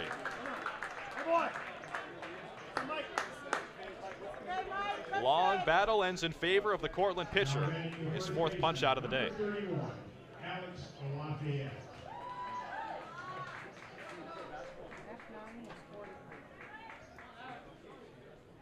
So Lippincott has to wait another AB to move around the base paths again. Still stands at second base. Your prototypical leadoff hitter. Alex Lafayette in next for Westfield State with 2 down.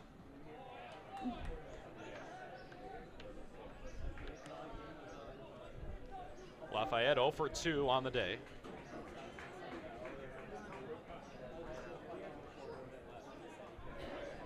Hit 6 home runs in the regular season. Second most on this roster behind only the Conference Player of the Year, Anthony Crowley. 0-1 pitch, low and inside, 1-1.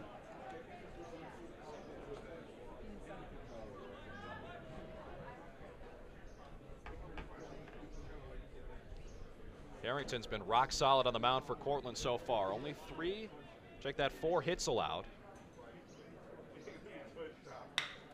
That pitch, a hard ground ball. It could be number 5. Skirts under the glove of Perry Volaris at second base, and Westfield State is within 1.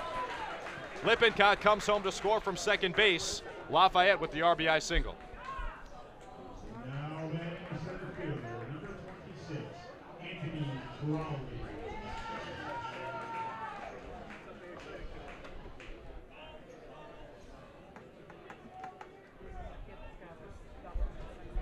So the Owls with a pair here in this 5th inning. Lippincott drives in a run with a single and then scores himself on the base knock from Alex Lafayette. And now the most dangerous man in this lineup, Anthony Crowley. Crowley 2 for 2 so far today.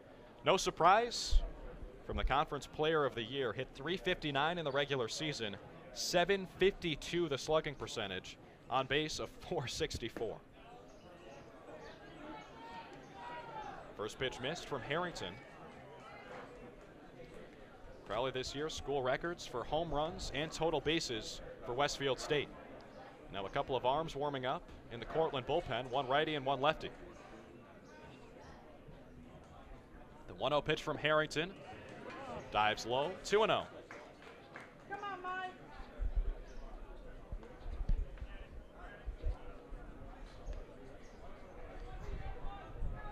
So here we've got a battle between the SUNYAC Pitcher of the Year and the MSCAC Player of the Year. Swings through that one, 2-1.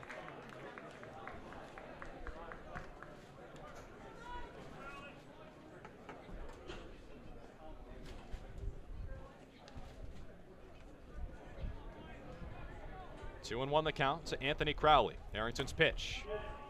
Oh my God. And I'll let you try to find out where that pitch was. Come on, Mike. Andy Draper, our home plate umpire for this game 2, the 4-game set.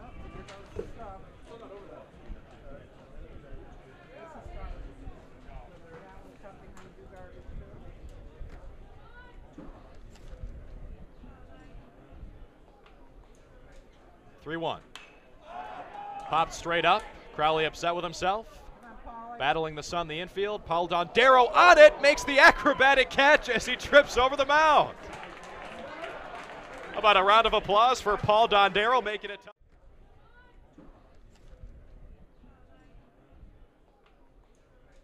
Three-1. Popped straight up. Crowley upset with himself. Battling the sun, the infield. Paul Dondero on it, makes the acrobatic catch as he trips over the mound. How about a round of applause? In the top of the 5th, they had 2 runs on 3 hits, no further errors, and 1 man left down.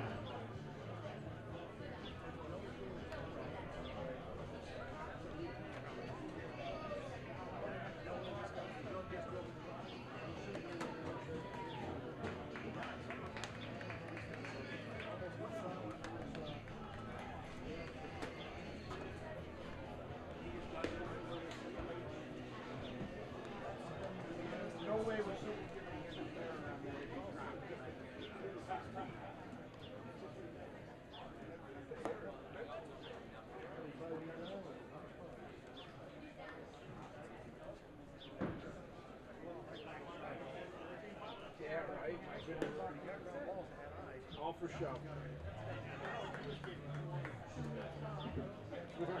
Yeah, there you go.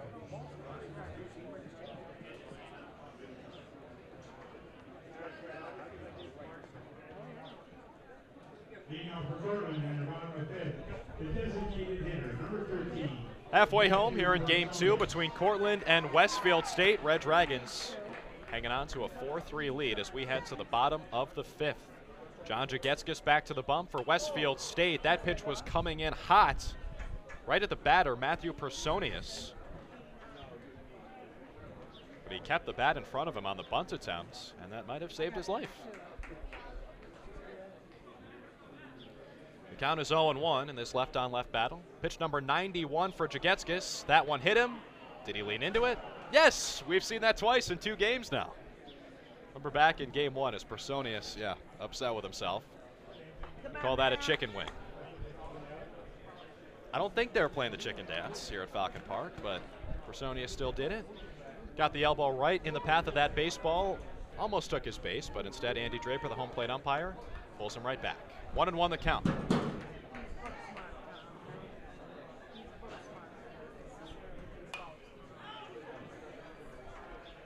That time Personius fouls it off. 1-2.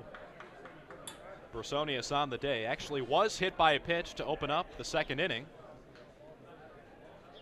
Felt like he was a magnet for baseballs for just a split second. Here comes the 1-2. Golfed out to deep right field. Murphy drifting back. Now he comes in a couple of steps and he makes the play.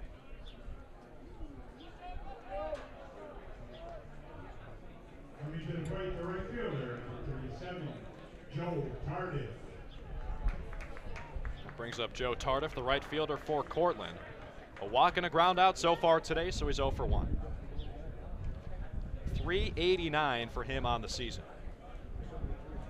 One of the better sophomore seasons you'll see in all of college baseball.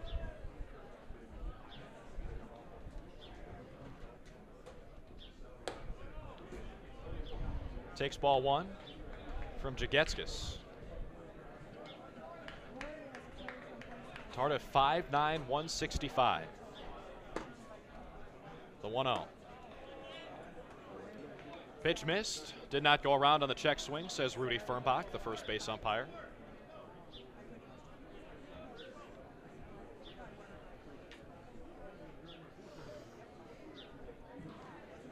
The 2-0. Missed low and away. Tardif did walk 13 times in the regular season. Compare that to just 72 at-bats, a pretty impressive ratio. Sometimes it helps to be small. The 3-0. That one's right down the pipe. Tardif maybe with some wishful thinking, grabbing both ends of the bat, ready to toss it back toward the dugout. When your on-base percentage is above 500, that's generally pretty good.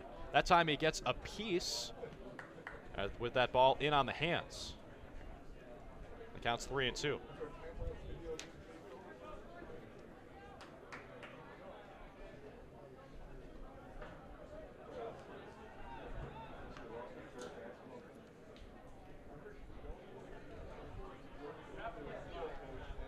Here comes the payoff pitch. Swung on, grounded towards short. Funky bounce for Colin Dunn, but he takes care of it, and a good pick at first base by Alex Lafayette for the 2nd out of the frame. Now batting the 3rd baseman, number 18, Matt Mahalski. Speaking of patience, Matt Mahalski in next. 3rd plate appearance, he's already walked twice. He also walked 13 times during the regular season. 386 was his on-base percentage. This Cortland team that just raked through the Suniac. Looping breaking ball missed upstairs from John Jagetskis.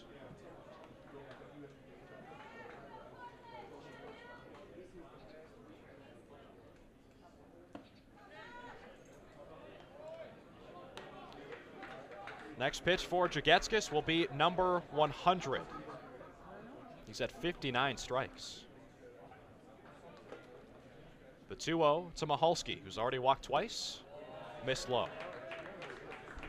So Jagetskis at 100 pitches with 59 strikes. That's easy math, 59%. Mahalski 1 pitch away from his 3rd walk. Fastball catches the lower edge for strike 1.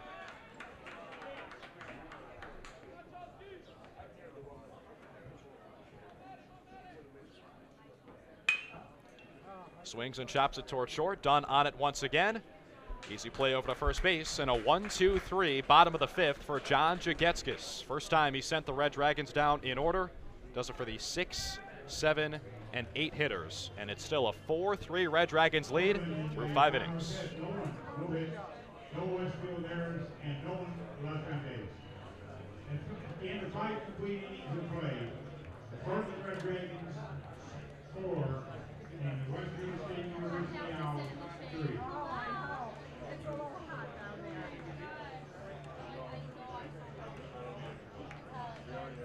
Then take this opportunity to take home a souvenir for today's game.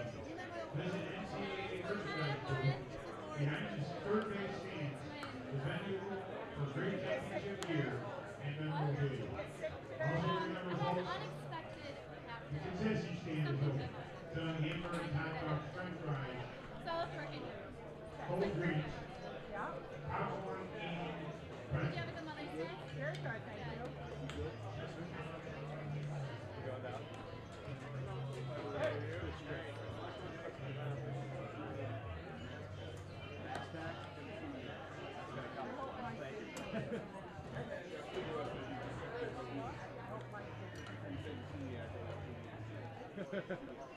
Thank you.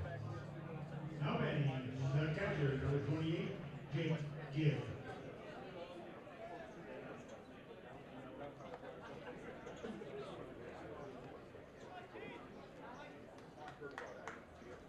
Hey, Mike.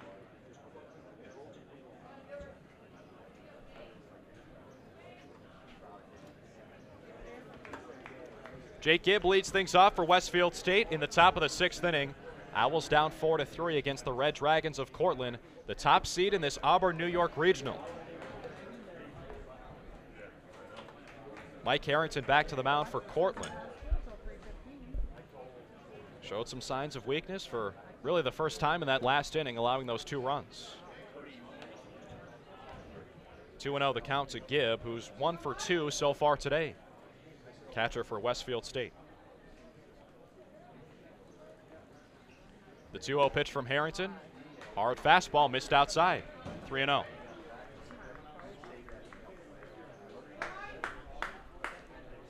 There's some action in the Cortland bullpen. A couple of pitchers. Steven Salisbury, the sophomore righty, is up and warming. That's a 4-pitch walk. Harrington issues to Jake Gibb. Now batting the shortstop, number 15, Colin. First walk of the day for Mike Harrington after 5 full innings of work. And it looks like we are going to get a call to the bullpen. Cortland's going to bring in a new hurler as Mike Harrington makes it through 5+ innings. Lefty on the way to the mound for the Red Dragons with a runner at first base after that leadoff walk. Cortland 4, Westfield State 3.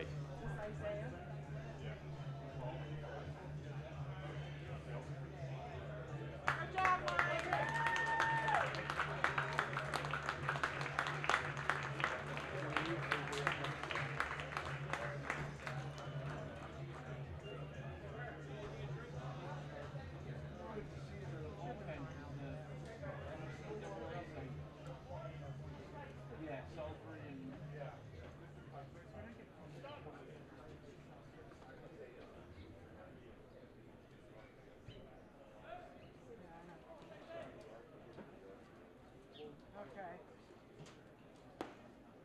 Now taking the mound for the Red Dragons, number 28, Isaiah Hudson.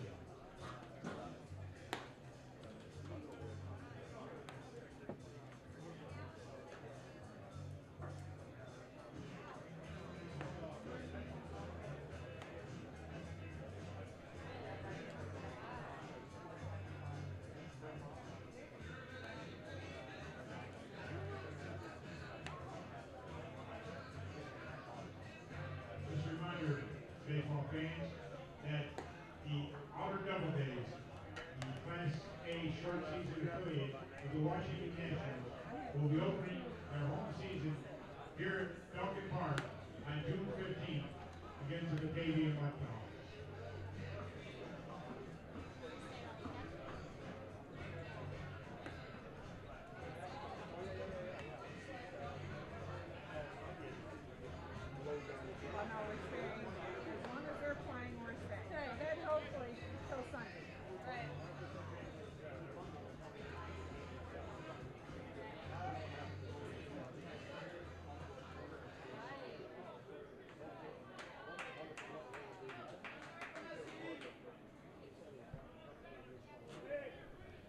Isaiah Hudson takes over for Cortland on the mound. Lefty pitcher replaces the righty Mike Harrington, who goes 5+ innings. His book is still open with the runner at first base, Jake Gibb. First pitch from Hudson, jumped on by Colin Dunn and belted out to deep left center field. Making the catch, though, Antonio Pregana fights through the sun for the first out of the frame.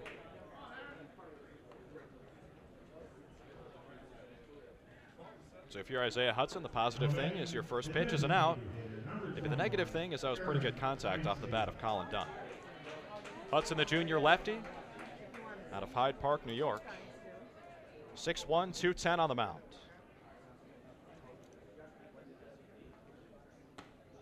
Swing and a miss for Aaron Clancy, the DH for Westfield State.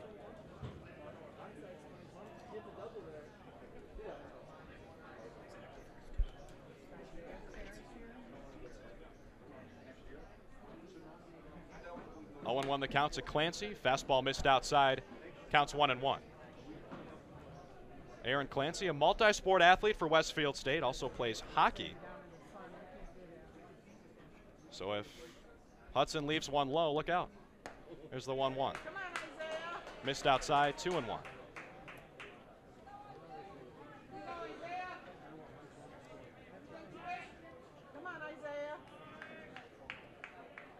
Last time we saw Isaiah Hudson went 3 1/3 in the loss against Oswego State. 2-1 the count to Aaron Clancy. Yeah, I think that's pretty tough to go from hockey to baseball. I guess they play in different seasons, so he's got time to get used to the aluminum stick. Pitch gets away from the catcher, and an errant throw by Teague. Tracked down by the shortstop Dondero. Allows the runner Gibb to move over to second base. So Gibb reached via the walk to open up this inning. Now he's in scoring position. He represents the tying run here in the top of the 6th. Hudson in that game against Oswego State. 3 1/3 innings, allowed 4 runs. Clancy fights it off foul, so the count remains 3-2.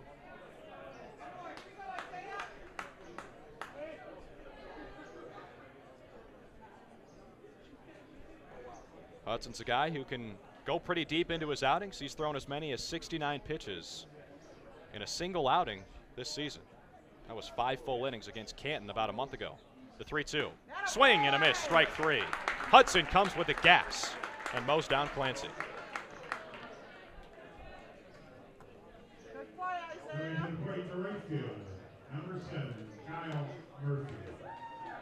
So 2 up, 2 down for Isaiah Hudson. And brings up Kyle Murphy. Looking to keep this inning alive with Jake Gibb in scoring position. 7 hits already for Westfield State compared to just 4 for Cortland, but a 4-3 Red Dragons lead. Right down Main Street, strike 1.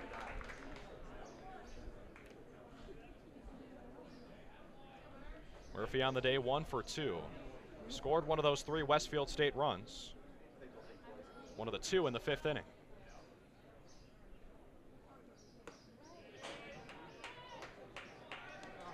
One and 1 the count. Murphy looking to finish his career with a bang, making the NCAA tournament for the first time in his Westfield State career. Grad student. The 1-1, swing and a miss. It's the first appearance here in the NCAA tournament for these Owls since 2010.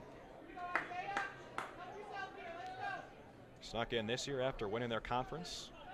The MASCAC. Here against the top seed and the host team in SUNY Cortland. 1-2 on the way to Kyle Murphy. Fastball cut the outer edge, strike 3. Back-to-back Ks for Isaiah Hudson. Comes in and cleans up the mess. It's a 4-3 Cortland lead as we head to the bottom of the 6th.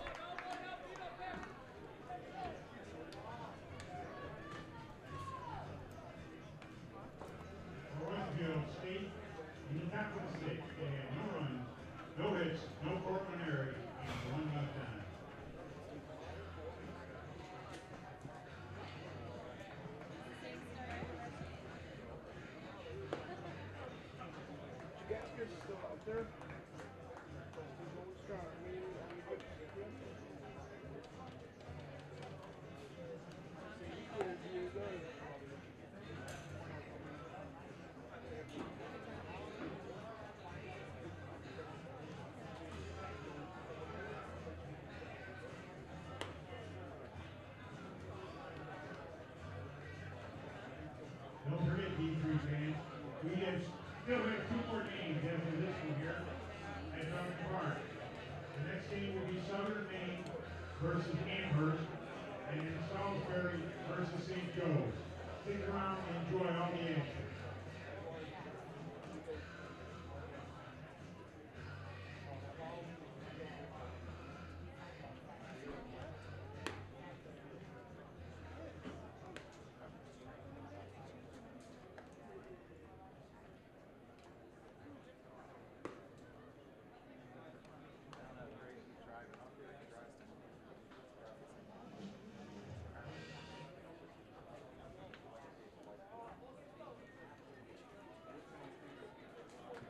Leading off for Cortland, the shortstop, number 7, Paul Vendero.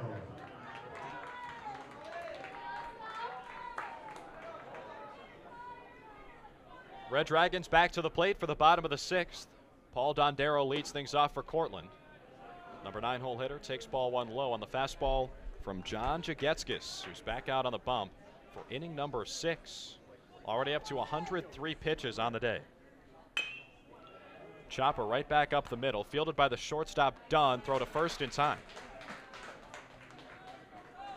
So that's 3 straight putouts for Colin Dunn. 2 at the end of the 5th and now 1 to begin the 6th. Now coming to bat the left fielder, number 30, Colin Bavard.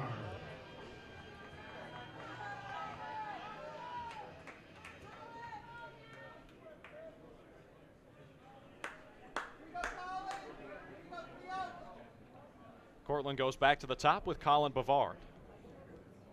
Swing and a miss. Jagetskis, even though he's crossed that 100 pitch plateau, might be pitching his best that he has all day. 5 straight putouts for the starter. Here's the 0-1. Missed up high to Bavard, up at eye level. Bavard, who's just 5'9". Syracuse native, a sophomore at Cortland, went to West Genesee High School. Here's the 1-1. Missed low and away in the dirt. Good stop by Jake Gibb, but no one aboard, so inconsequential. West Genesee High School, an athletic powerhouse right outside the city of Syracuse. The 2-1. Upstairs 3-1.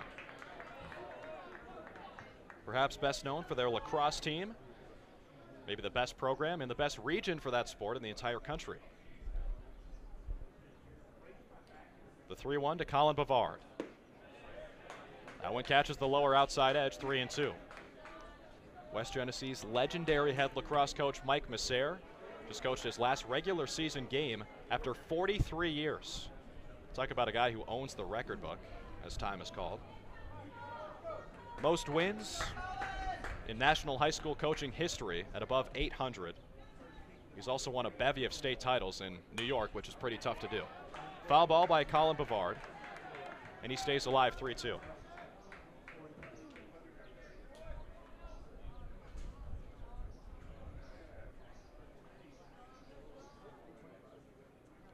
Payoff pitch on the way again.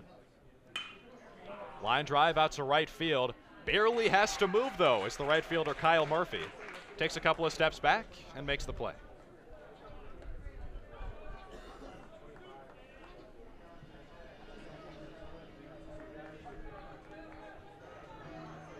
Now batting the center fielder, number 21, Antonio Brigana.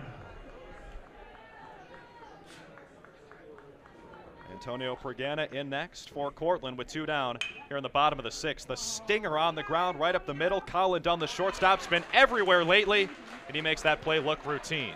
3 up, 3 down for the 2nd straight inning, and John Jagetskis getting in a groove here through 6. Cortland still on top by 1.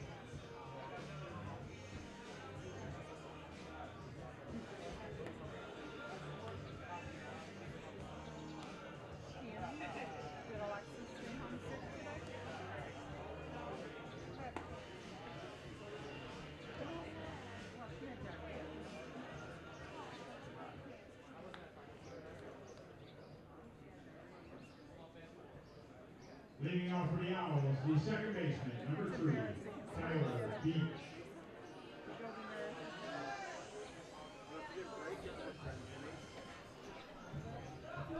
Here's Tyler Beach leading things off for Westfield State in the top of the 7th inning. Owls putting up a solid fight here against the number 1 seed Red Dragons. Just a 4-3 lead for Cortland so far. Chopper off the end of the bat. How did that stay fair? Fielded by the catcher, Teague, but the throw gets away from the first baseman, Shedder.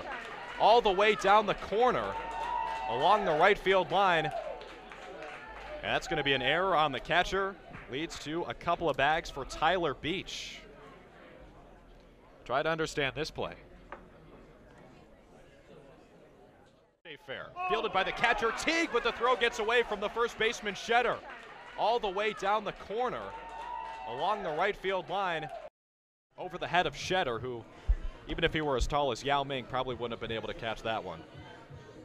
And it rolls to the corner.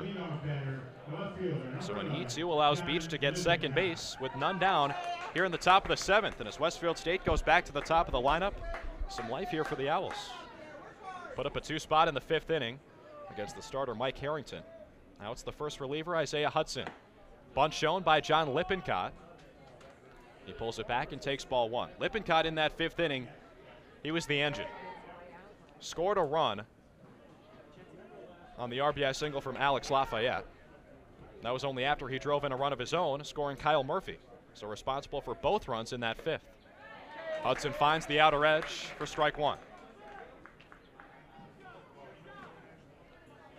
Lippincott, the senior out of Connecticut, a captain on this Westfield State team. He's now riding a 10-game hit streak. Second double-digit game hit streak of his career already. 1-1 pitch from Hudson, missed low and in with a fastball. 2-1. Last year, a 17-game hit streak for Lippincott, which was second longest in program history. Tyler Beach stands at second base after the error on the catcher, Justin Teague. Hudson takes the sign.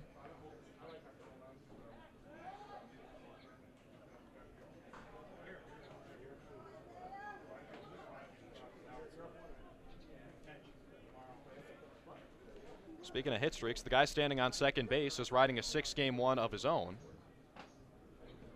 No hits so far today. He reached second via the error. This one poked out to deep left field. Bavard is going back. Can he find it? Yes, he does. Right inside the foul line, Bavard makes the catch after zigzagging his way there. Tough to fight the sun here on a beautiful day in central New York. Bavard does just that. Mark it down as an F7. Fantastic play by Bavard.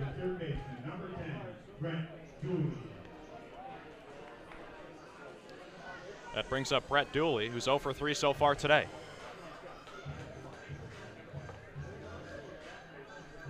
By the way, the final line on Mike Harrington, now that his day is over. 5+ innings, allowed 7 hits, 3 runs, all of them earned, 1 walk and 4 strikeouts, 86 total pitches. First man out of the pen, Isaiah Hudson, inside with that fastball. Dooley dances away from it, 1-0.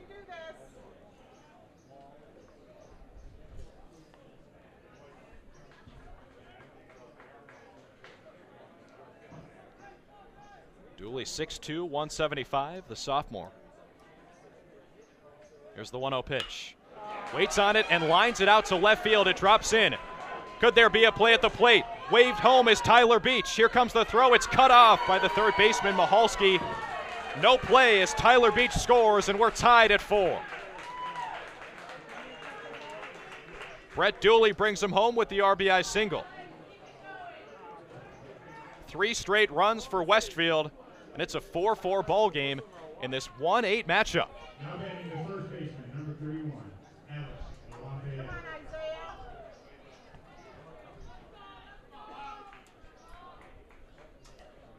Dooley takes his lead off of first. Here's Alex Lafayette.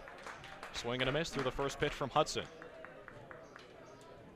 That run is unearned for Isaiah Hudson. Beach reached second on that chopper right back on the plate. Teague's throw a little bit wild. The 0-1. Tails back into the zone. That's a nasty pitch from Hudson. Lafayette actually moved out of the way because it looked like it was going to be coming in on his heels. Instead, it darts right back over the plate.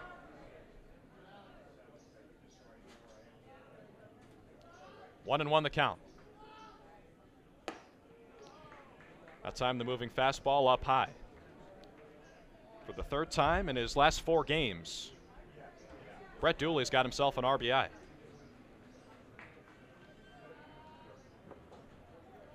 Lafayette standing right on top of the plate. 1-2, swung on and fouled off.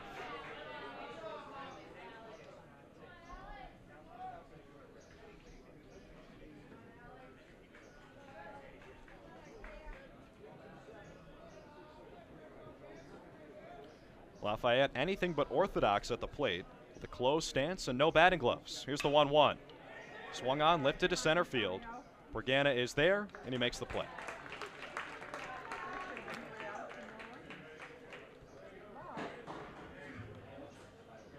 Now batting to center field, number 26, Anthony Crowley.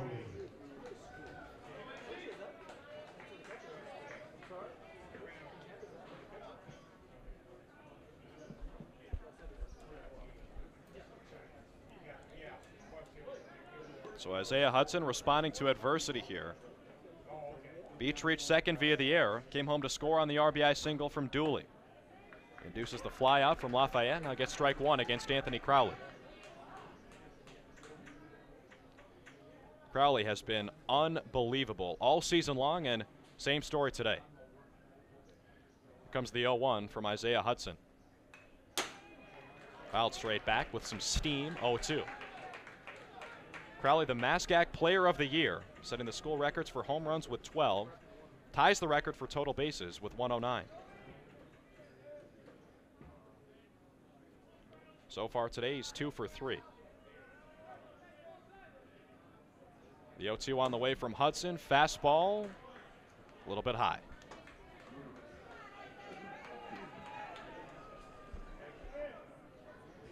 Crowley led off the second with that double.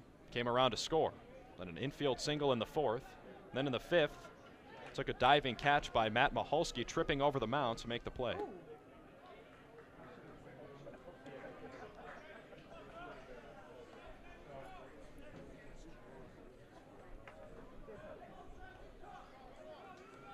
Count is 2-2 to Crowley.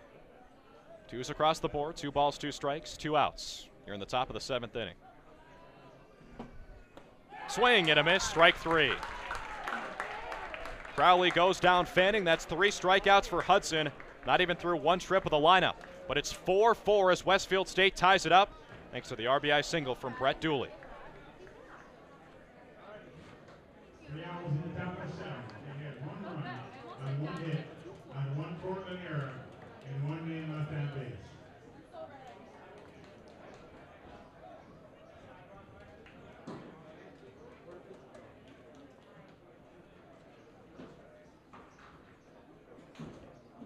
The NCAA thanks our corporate champions, AT&T, Capital One, and Coca-Cola, and our corporate partners, Buffalo Wild Wings, Buick, Degree, Enterprise Rent-A-Car, Google Cloud, Indeed, Infinity, Intel, Lowe's, Marriott, Nabisco, Northwestern Mutual, Pizza Hut, Reese's, and Wendy's.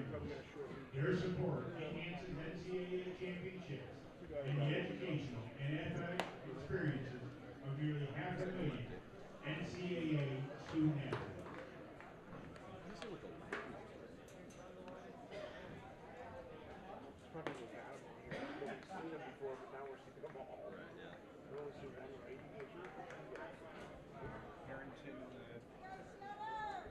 Don't stretch those legs, man. It's the bottom of the 7th inning stretch.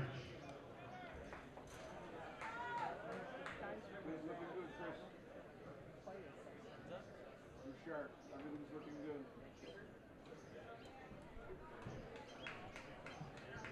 Leading off the first baseman, number 5, Patrick Shetter. Patrick Shetter in first for Cortland here in the bottom of the 7th inning, and all of a sudden, a tie game. Strike 1 from John Jagetskis, who is still on the mound. Jagetskis in his 7th inning of work. Conference Pitcher of the Year. Is slow with a breaking ball to Shetter.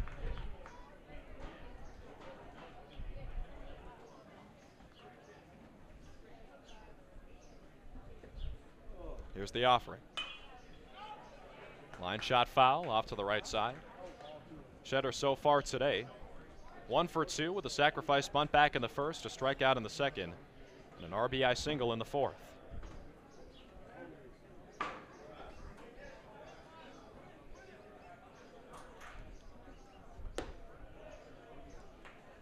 Jagetskis misses high, 2-2 the count.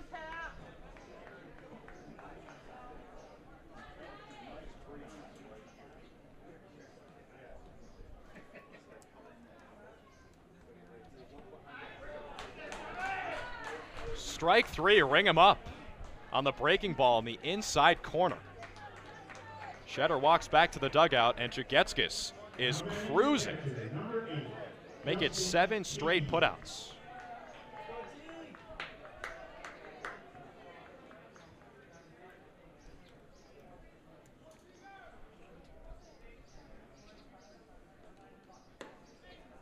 Justin Teague in next for Cortland.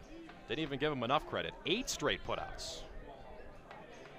Ever since Justin Teague, who's in the on-deck circle, singled back in the fourth, he's been lights out. Strike on the outside corner, 1-1. Jagetskis, a true workhorse in every sense of the word. 6'4", 250 on the mound. He gets better as the game goes on. 1-1 pitch, hard ground ball, foul to the right side of the first base bag. It's 1-2.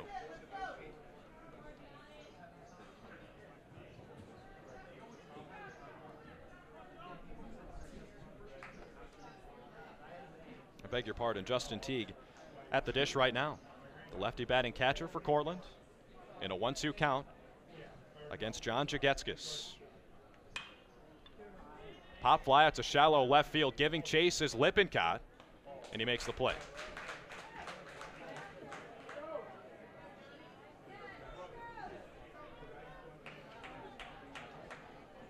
So it's a perfect trip through the lineup for John Jagetskis. Last time he faced Marcos Perivillaris, who's digging in right now. He struck him out to end the 4th inning.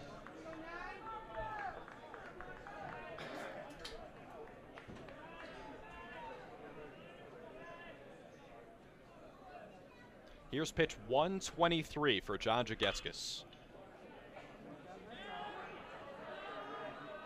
Drifts foul out of play off the deck here at Falcon Park. Strike number 74 for Jagetskis, who's, again, really settled in. It was a tough go for him at the start. A couple of walks to open up the game to Bavard and Pergana. First trip through the lineup, he walked 4 guys and hit another one. Also allowed a sacrifice fly, gave up 2 runs in total. Here's the 0-1. Fastball low. Makes it 1-1. Perivillaris 0 for 3 so far today with a couple of strikeouts. That time he waits on it and pegs it out to right field. Good piece of hitting by Marcos Perivillaris. He's aboard for the first time today. Now then, the designated hitter, number 13, Matthew Personius. So as Jagetskis passes the 125 pitch mark, Matthew Personius digs in. Perivillaris over at first base. Takes a pretty small lead from the stretch. Jagetskis missed low, 1-0. Perivillaris in the season only stole a couple of bags, but only tried to 3 times. So an even 2 for 3. Here's the 1-0 from Jagetskis. Out in front was Personius. 1-1.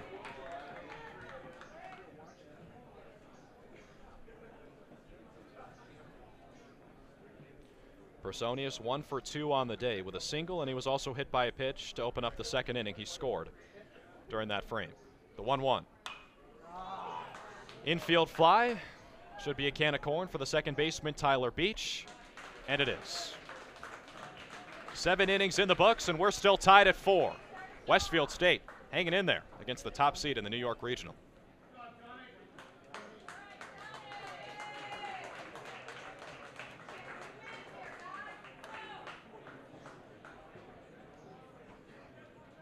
Auburn in the bottom of the 7th, no runs, not 1 hit, no errors, and 1 left on. And the 7 complete. No, sir. 6.5 complete. We are tied at 4. 2-7. 7 full.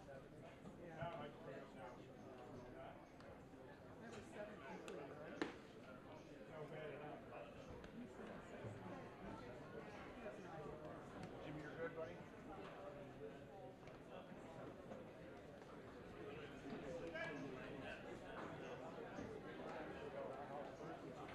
Throw that 0 up there.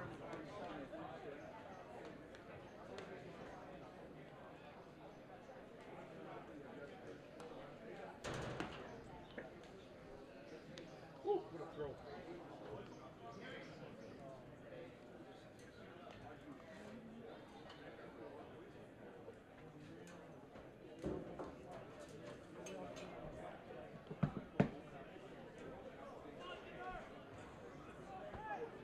Come on, Isaiah.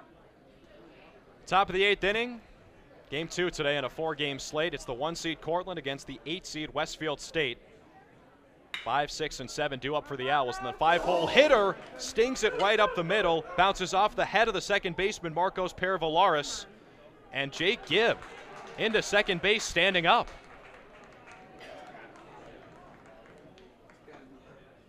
That'll be a hit in the scorebook. Now batting the shortstop, number 15, Colin. So a leadoff double for Jake Gibb. Not necessarily traditional fashion, but you'll take it if you're an Owls fan. And they'll take a look at Perevolaris. He took that one right off the dome. That one had some steam on it too.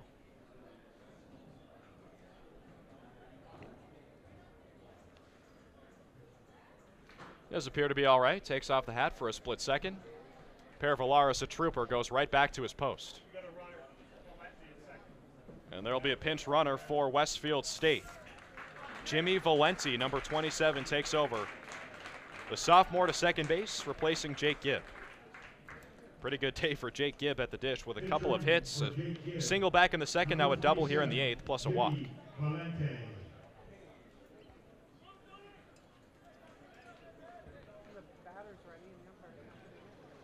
So number 27 replaces number 28. Jimmy Valenti at second base for Westfield. Represents the go-ahead run. Here is Westfield State, the 8 seed, 24-16-1 during the regular season. Looks to take down the 1 seed Cortland, 32-10. Isaiah Hudson still on the mound for the Red Dragons. First pitch to Colin Dunn, the shortstop, in there for strike 1.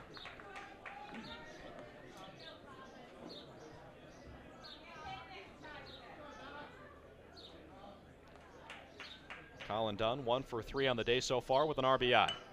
Shows bunt, lays it down toward first base. Shetter on it for Cortland. Throw over to first, and Perevolaris continues to take a beating here in this inning, but he hangs on. So the sacrifice bunt works. Valenti moves to third base.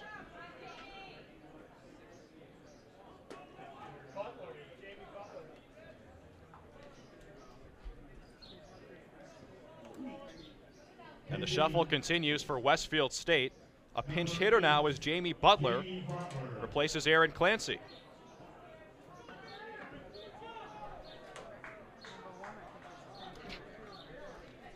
And why not? Another pinch hitter on deck. Jarrett Ferrari, looking to rev the engine in the on-deck circle.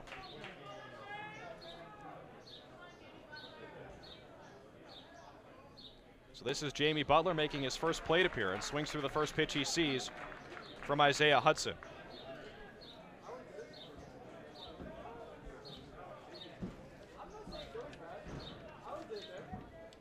Butler, a .471 hitter this season. Takes a fastball up high, 1-1. 17 at-bats, 8 hits, so a small sample size, but still impressive. Played in 11 games with 5 starts. 7 runs batted in those 17 at-bats. He's got a 1-1 count here. Swing and a miss, 1-2.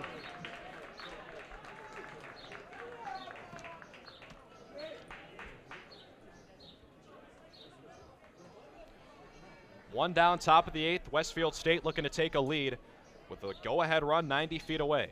The 1-2 fought off by Jamie Butler. He stays alive.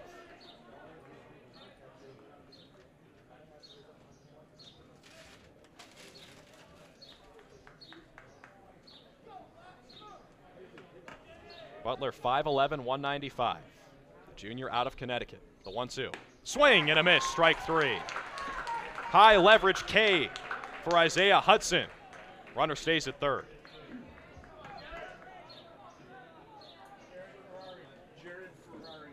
Pitching number 1, Jared Ferrari. Second straight pinch hitter for Westfield State.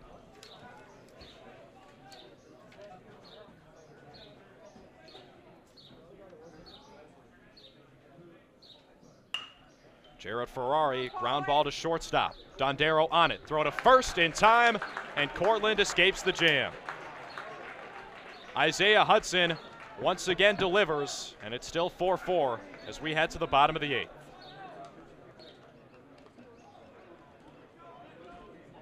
In the top of the 8th. No runs on 1 hit, no Cortland errors, and 1 left down.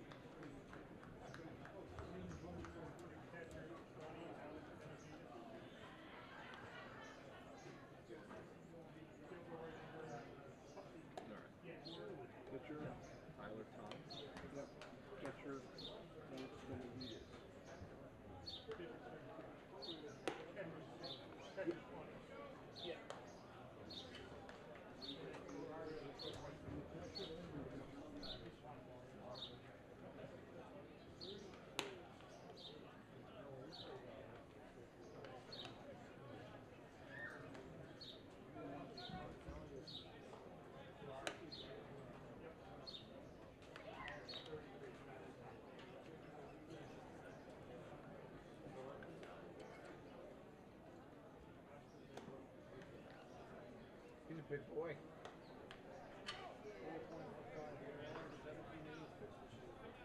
Oh, yeah. Now pitching for now is number 33, Tyler Tong. I thought Jagetskis was over the top. This guy's way. Moving to the catching position, number 20, Alex Benavides. And staying in the game in right field, Jared Ferrari. A little bit, yeah. That's good. Yeah, rear back and fire, big boy.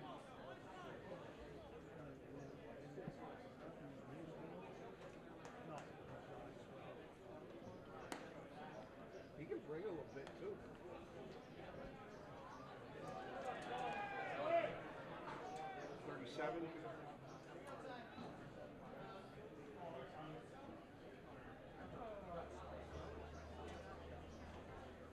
Leading off the right fielder, number 37. Bottom of the 8th inning, Cortland against Westfield State. The top seed Red Dragons locked in a battle here, tied at 4. Joe Tardif leads things off for Cortland, the host school here in this New York regional. He takes strike 1 from the new pitcher for Westfield State. Tyler Tung takes over for John Jagetskis, who went 7 strong innings. And Tung plunks Tardif right off the bat.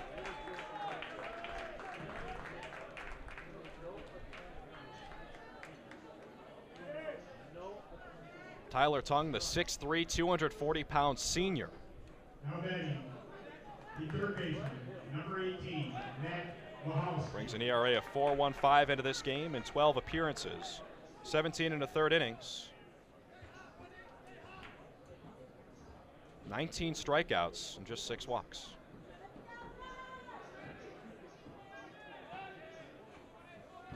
That was the first batter he hit all season long. Tries to pick him off now as Tardif stands at first base. Final line on John Jagetskis. Struggled right off the top, but really settled in nicely. 7 full innings, 4 earned runs. Strike on the outside corner as Mark Michalski pulls back the bunt. Jagetskis with those 4 runs, all of them earned. 5 hits and 5 walks. But 4 strikeouts, and this is probably the most impressive number, 128 pitches, 77 of them strikes. Really battled all day long. The 0-1-2 Michalski. That one was outside, I guess.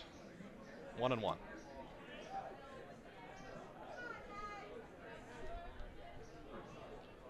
It's really kind of funny if you think about it. It seems like Tung is the righty version of John Jagetskis.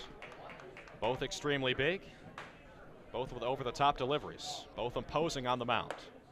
1-1 upstairs to Michalski, who's already walked a couple of times today, plus a ground out.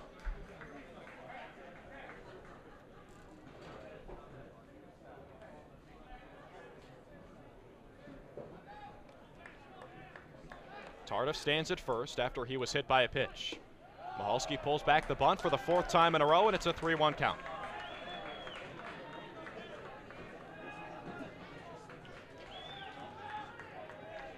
Still just a beautiful day in Auburn, New York. Right around 4:30.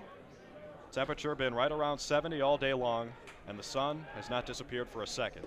3-1 pitch inside. It's walk number 3 for Michalski today. Now batting the shortstop, number 7, Auburn. So Tyler Tung enters the game, first man out of the bullpen for Westfield State.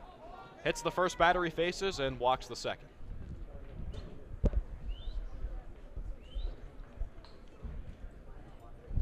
Meanwhile, on the Cortland side, they've still only used 1 reliever as well as they get a little meeting of the minds here down the third base line before Paul Dondero steps up to the plate. Colin Bavard, number 30, the on-deck hitter right now, also involved in this discussion.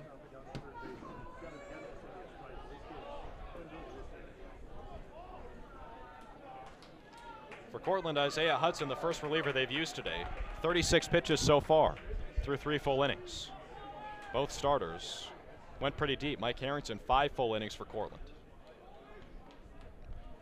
Here's Dondero. She shows bunts. Straight back. Dondero, no stranger to sacrificing himself today. Sacrifice fly back in the second that brought home Cortland's first run of the game. Then after that, a sacrifice bunts in the 4th. Led to a couple of runs for the Red Dragons as well. And now in the 8th inning, potentially sacrificing himself again.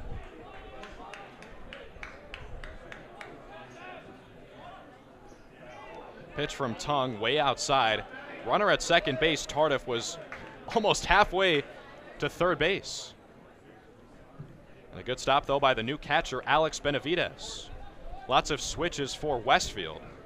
Out in right field, Jared Ferrari came in to pinch hit for Kyle Murphy, so that's a 1-to-1 switch. Behind the plate, replacing Jake Gibb, who was pinch run for by Jimmy Valenti, is Alex Benavidez. Still haven't seen him in the lineup just yet. The 1-1. Bunt is down, right back to the catcher. Benavidez makes the snare, throw to second base, cannot be played by the shortstop. So it's not a double play. Not an error because you cannot assume a double play, but that one was about as routine as it gets. On the throw from second base, he had plenty of time as the runner there, Joe Tardif, was trying to sprint to third base on the bunt.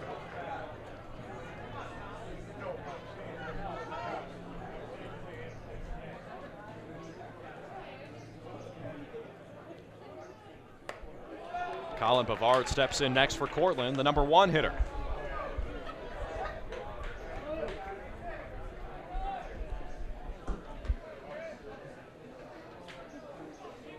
The throw from Benavidez after he made a nice on his toes play with the catch was a little bit too low, and Colin Dunn, the shortstop, could not field it. 1-1 the count now to Bavard after that strike from Tyler Tung.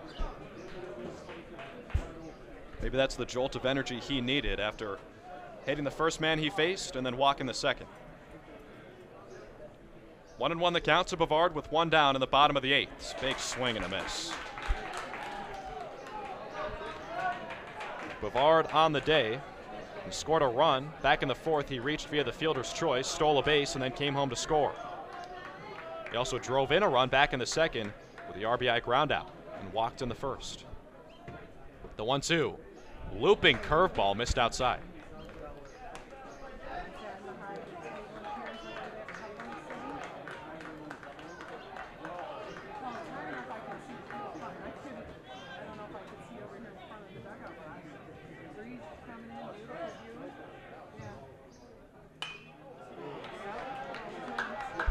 Fantastic job to protect the plate there by Colin Bavard. Seemed like he was a mile behind that pitch from Tung.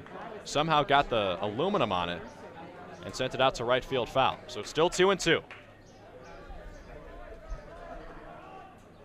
Runners at first and second for the Red Dragons. It honestly looks more like an eephus than a curveball when Tung throws it. There's so much drop on it, it comes in so slowly. But he missed up high, and it's a 3-2 count for Colin Bavard.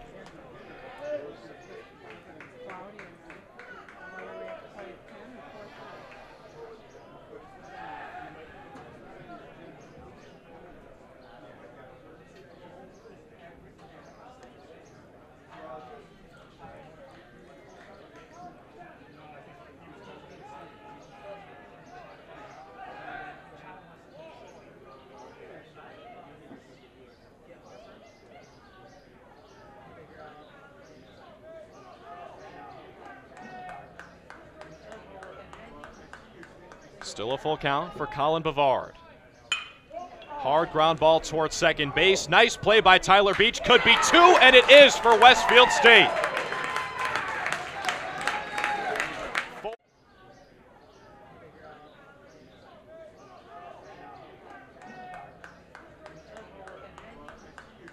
Still a full count for Colin Bavard.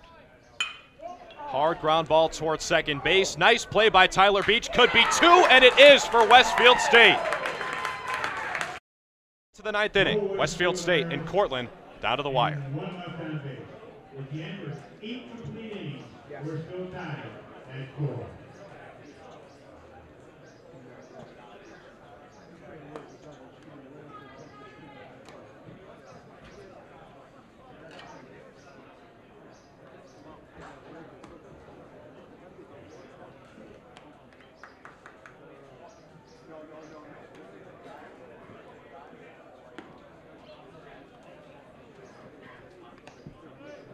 Please make sure you stop by the NCAA merchandise booth and take home a souvenir for today's games. The venue for great championship gear and FOB is located behind the third base stand. Yeah. Really do not want it. Leading off for the Owls, the second baseman, number 3, Tyler Beach.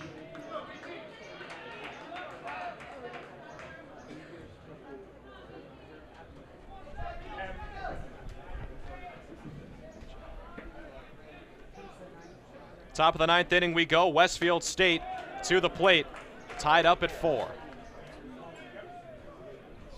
9-1-2 due up for the Owls as they try to pull off this massive upset over the top seed and host school Cortland. Fastball from Isaiah Hudson in there for strike one, 1-1.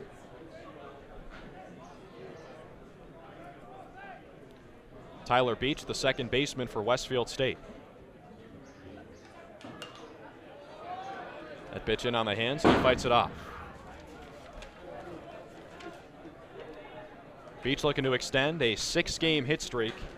He reached via the error back in the 7th inning, but still without a hit.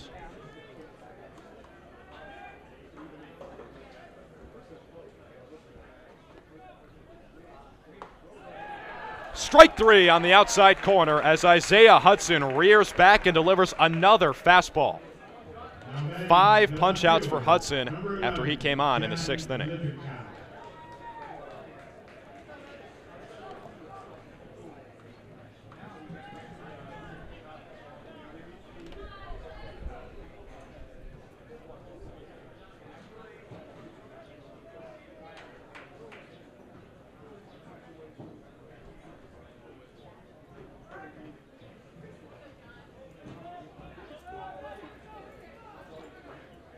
Westfield goes back to the top for John Lippincott, who pokes it out to left field. Colin Bavard moves over and he makes the catch for the second out.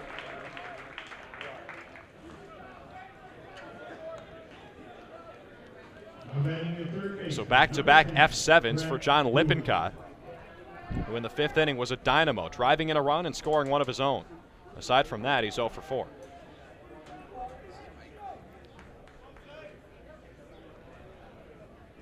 A quick 2 down in the top of the 9th for Isaiah Hudson. Brings up Brett Dooley. Dooley jumps all over the first pitch, 2. Goes down for it. Golfs it out into center field. Back-to-back base knocks for Brett Dooley. Last one drove in a run. This one keeps the inning alive.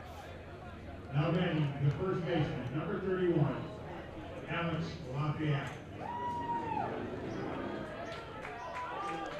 Alex Lafayette digs in next for Westfield State with a closed-off stance and no batting gloves. Hudson with a little bit of a head fake there before the pickoff move.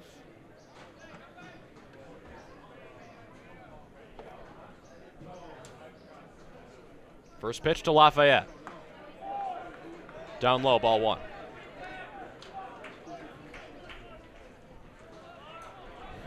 Lafayette on the day, 1 for 4 with an RBI single back in the 5th inning. Soft pickoff attempt nearly in time to get a leaning Brett Dooley. Instead, he dives back in safely.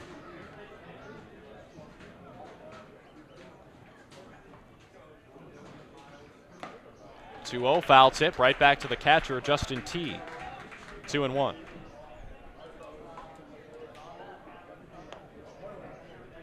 No, 1-1. 1-1, I beg your pardon.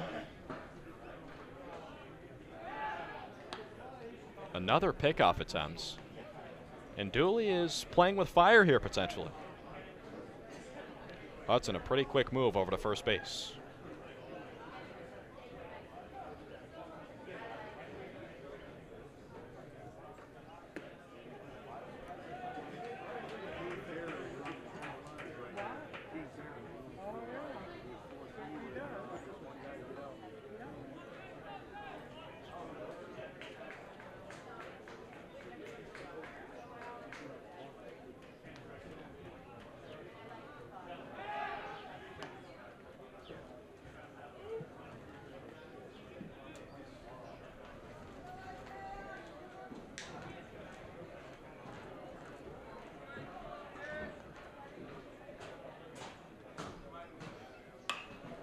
Two-one pitch laced out to deep left field. That one goes foul off the roof of the clubhouse on the home side here at Falcon Park.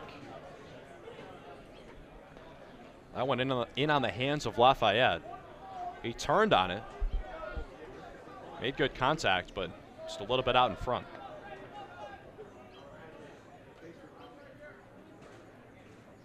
Now he calls for time.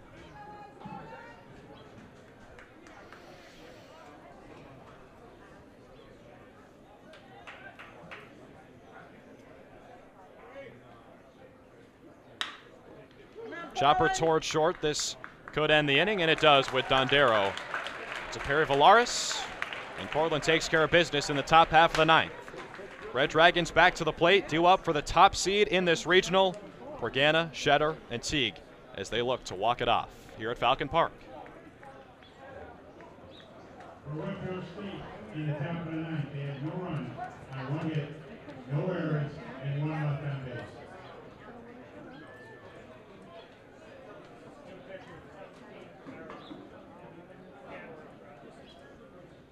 Vincenzo.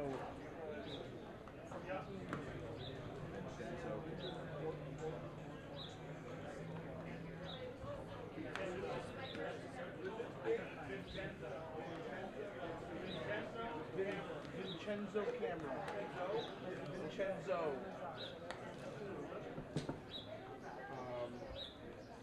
Now pitching. Number 17, Vincenzo Camera.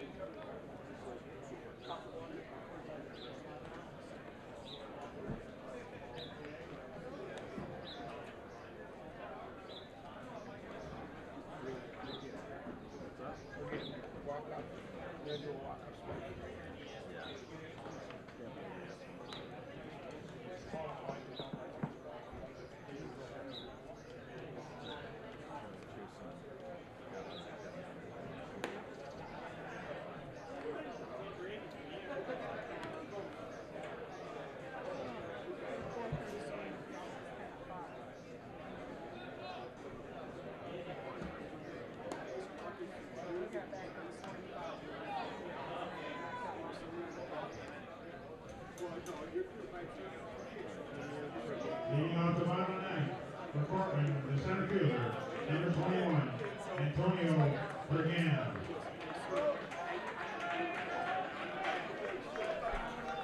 Bottom of the ninth inning at Falcon Park in Auburn. It's 4-4. The top seed Cortland Red Dragons, a chance to win it in this frame with 2, 3, and 4 coming to the plate against a new Westfield State pitcher, Vincenzo Camera. First pitch to Antonio Pergana is in there for strike one. Camera, the 6-foot even, 178-pound freshman from East Haven, Connecticut. Here's your 0-1 pitch. Hard ground ball toward short. Colin Dunn has been a vacuum all day long. No different here in the bottom of the ninth. One down.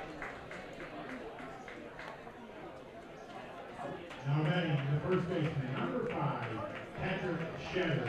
That brings up Patrick Shetter for Cortland, and if you're Vincenzo Camera, how about this for a spot? You're a freshman pitching in your first year for Westfield State. Now you're in the top, or check that, the bottom of the ninth inning in the NCAA tournament against one of the best teams in the country. Missed low and away. Ball one. Camera on the season, an ERA a hair above 5 in 46 2/3 innings. The 1-0 to Shetter. Missed low with a fastball, 2-0.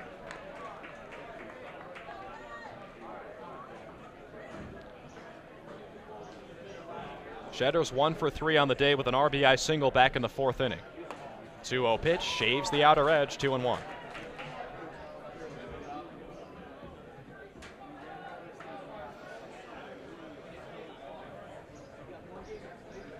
The 2-1 pitch, fouled straight back into the netting. 2-2 for Patrick Shetter. Shetter, the senior, against Camera, the freshman. 2-2. Hard line drive out to right field. That falls in front of the right fielder, Ferrari. Shetter digs around first base, but he holds up there. So a one-out single for Patrick Shetter. Maybe some life for the Red Dragons here in the bottom of the ninth inning. Justin T.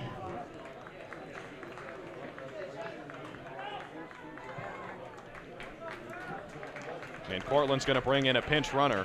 Ralph Nuzzi takes over for Patrick Shetter. A couple of singles for Shetter today to go with a couple of strikeouts and a sacrifice bunt.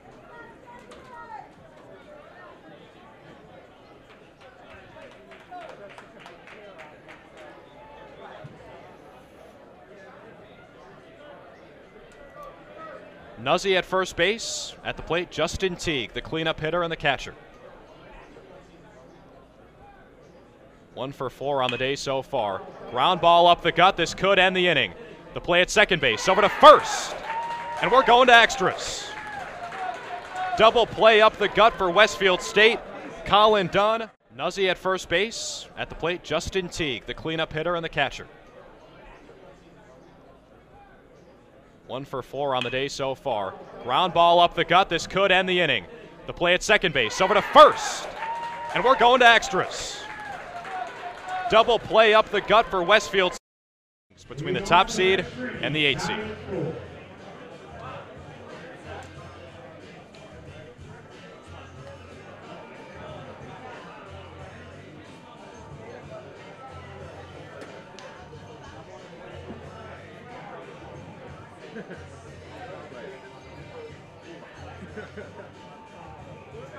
Ralph Nuzzi will remain in the game, playing first base.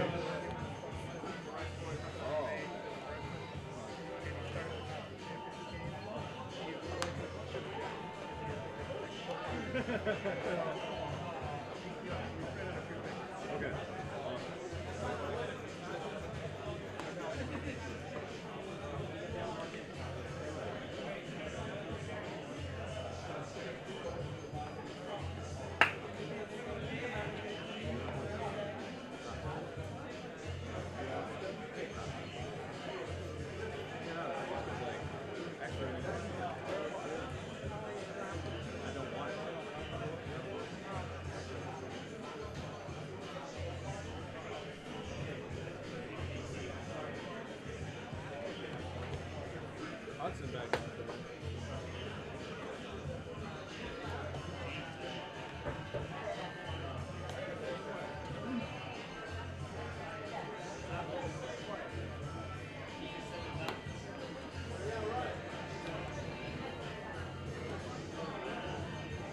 Leading off for the Owls in the top of the 10th, the center fielder, number 26, Anthony Crowley.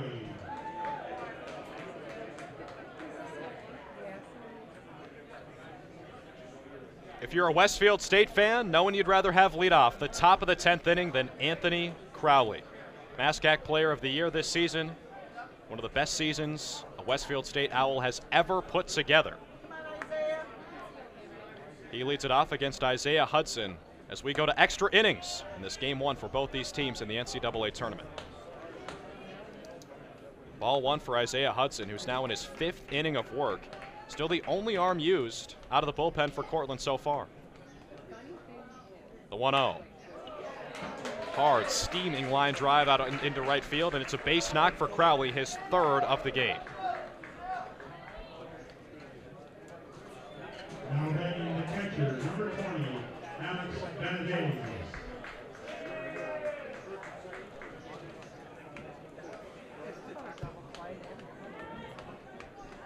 So Anthony Crowley opens up the top of the 10th with a base knock. He's now 3 for 5 on the day. That brings up Jimmy Valenti. I should say Alex Benavides, the catcher for Westfield State.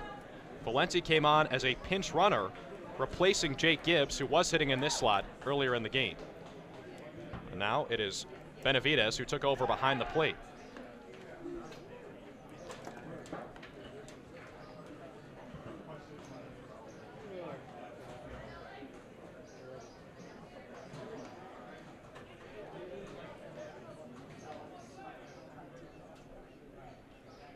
The 1-0 from Hudson to Benavides. He shows bunt, pulls it back, and he takes strike one.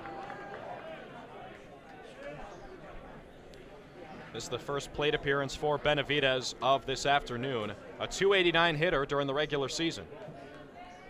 All 11 of his hits were singles. The 1-1 from Hudson. Benavides tries hard to lay it down, but it forced it a little bit. Sends it foul straight back. 1-2.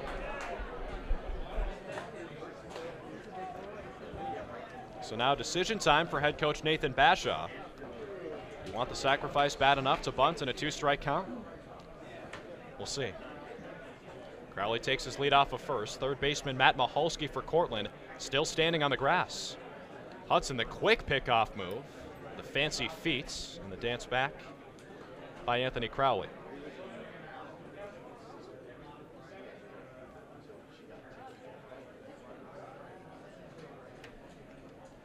Still a 1-2 count. The pitch from Hudson. Fastball barely missed outside, 2-2.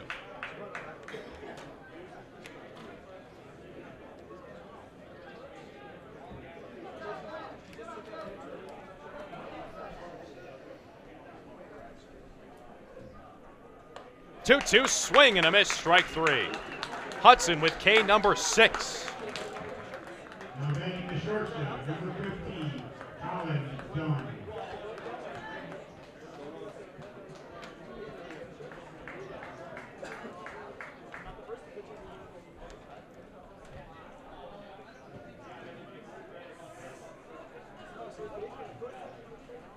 Now one down in the top of the 10th for Colin Dunn, the shortstop.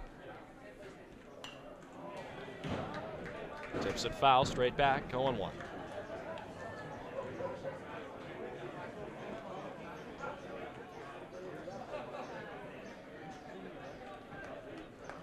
Hudson out of Hyde Park, New York, just north of Poughkeepsie.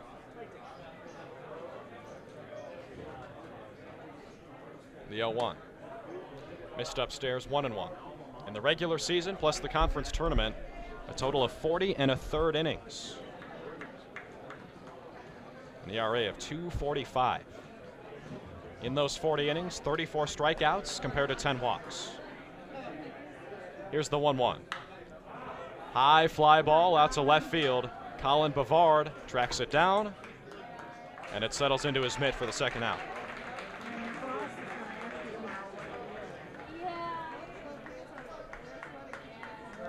Isaiah Hudson's season high for pitches in a game was 69 against Canton back on April 15th.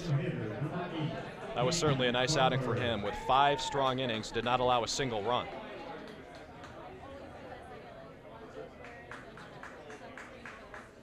Hudson right now up to 56 pitches in today's game. And that's strike number 40.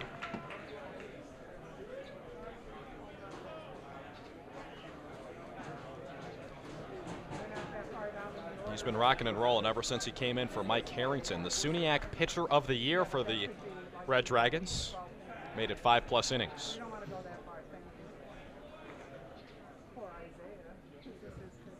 So Hudson recorded all 3 outs in that 6th inning. So he has now officially gone longer than the starter. Here's the 0-1. Indoors, 1-1. Jamie Butler is the batter for Westfield State, making his 2nd plate appearance after he came in for Aaron Clancy in the DH spot. Clancy went 0 for 3. Butler couldn't do much better with a strikeout of his own. This time he makes contact, and the count is 1-2 with 2 down in the top of the 10th.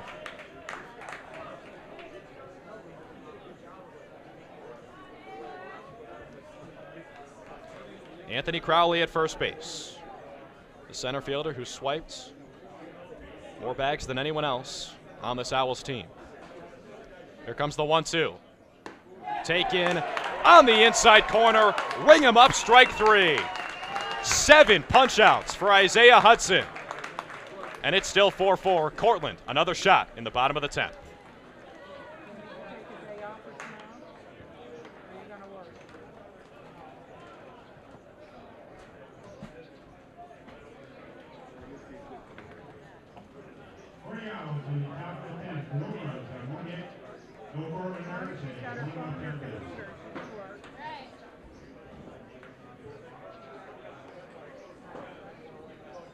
Don't even talk about it.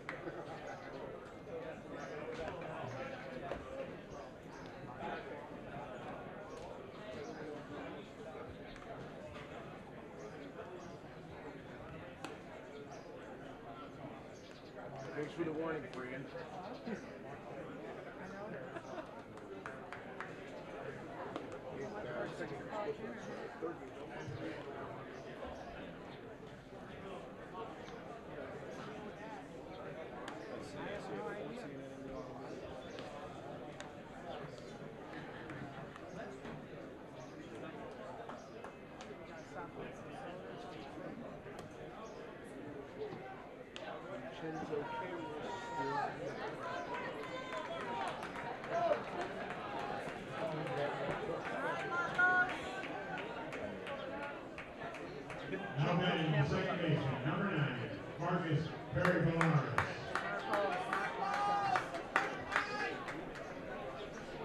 Bottom of the 9th inning for Cortland. Marcos Perevillaris leads things off against Vincenzo Camara. And the freshman deals strike 1. High pressure moment for a guy in his first year in college. Camara now in extra innings against one of the top teams in the country in the NCAA tournament. Chopper towards shortstop. Colin Dunn tracks it down, but no chance to make the play. And it's a base knock for Marcos Perevillaris to open up the bottom of the 10th. Now batting, the designated hitter, number 13, Matthew Perevillaris.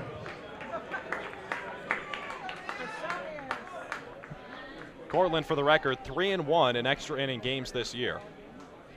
Most recently, an 11-inning win over Oswego State in the SUNYAC tournament. Ended up losing the next 2 games to their Central New York foe. That's why Oswego State took the conference tournament. In next for Cortland, Matthew Personius, who lays down a bunt on the first base line that rolls foul.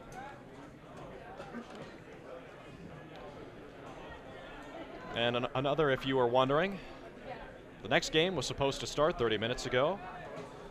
That one pitting Southern Maine against Amherst.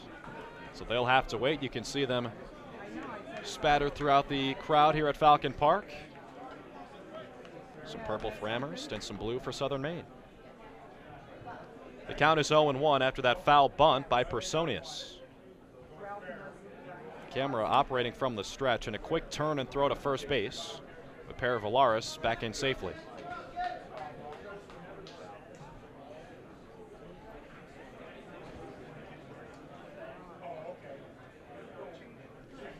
The 0-1 on the way from Camera. Good bunt down the third base line. Fielded by Dooley. Over to first, the throw is off the mark, but tag applied by Lafayette. And after all that, the sacrifice bunt works.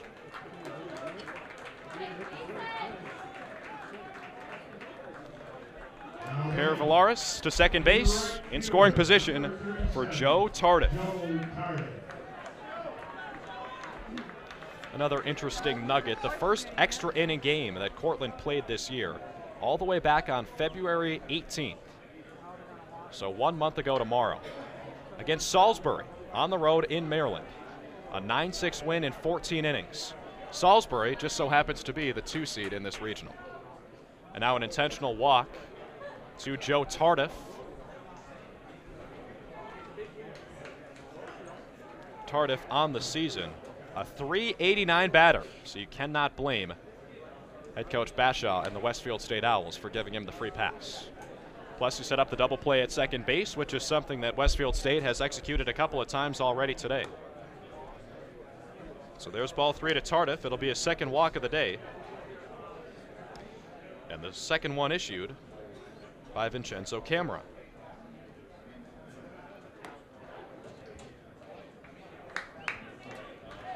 I beg your pardon, the first walk issued by Camera after he came in before the bottom of the ninth. So it's an IBB for Joe Tardif. 2 men on for Cortland. That run inconsequential, because if Cortland plates 1, they win the game. Matt Maholsky in next for the Red Dragons.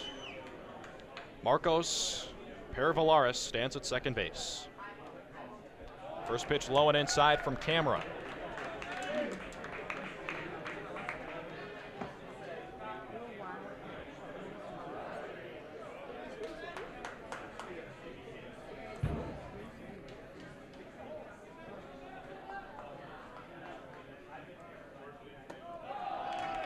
Upstairs.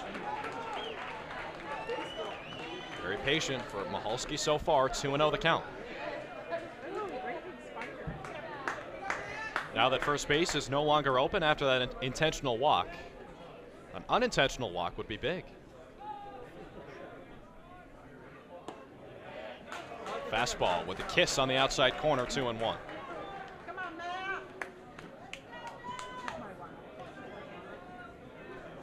You can see a massive, what would you call that, a chasm between second and third base right now. Huge room if Maholsky can go the opposite way.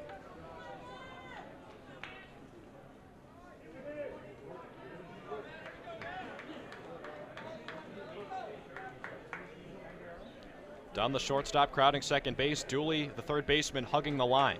2-1 pitch. Missed outside. And the Westfield State dugout looks like they're doing a synchronized dance as they all turn away from the field in disgust. Here we go. 3-1 the count, 1 down, bottom of the ninth inning. Cortland Red Dragons, the top seed and the host in this New York Regional, against the little 8 seed that could, the Westfield State Owls. Here's your 3-1 pitch. Missed up and away. Ball 4. Bases loaded.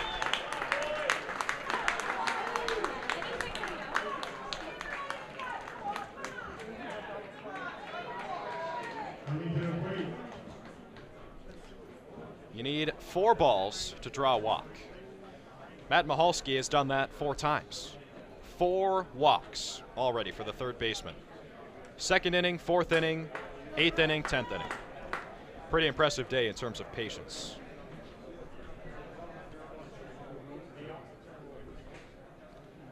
Now a mound visit for Westfield State, but Vincenzo Camera is going to stay out there.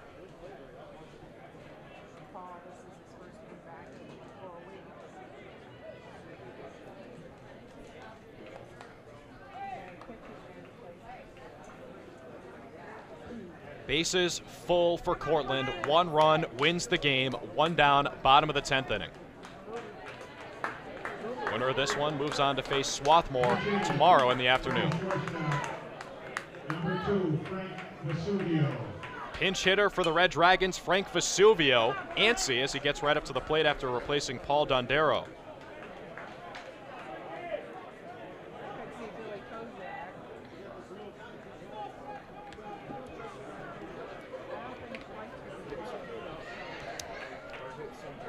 And won the count to Vesuvio. Take a look at the infield all the way in. Vesuvio, chopper toward third base, fielded by Dooley. Play at the plate is in time. Throw to first, not in time. So not a double play, but the force at home. And Westfield State stays alive.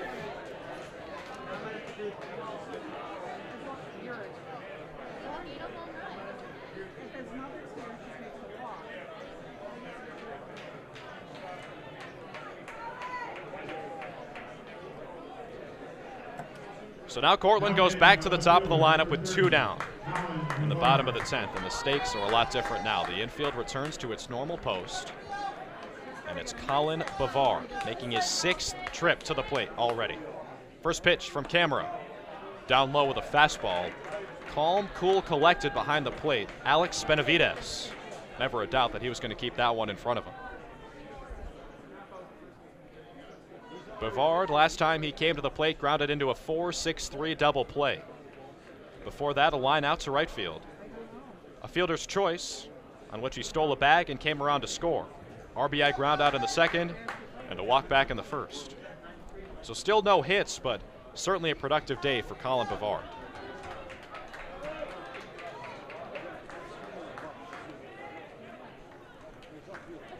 The bases are juiced.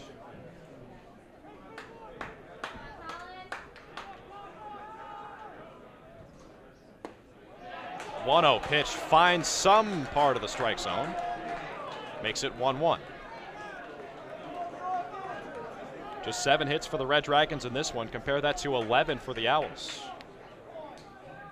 It has been an evenly matched game so far, which you might not have expected. Here's the 1-1. That one missed low and away, gets past the catcher Benavides, coming home to score the game-winning run for Cortland. Joe Tardif slides across the plate, gets that white uniform nice and dirty, and it's a game-winning pass ball for the Red Dragons.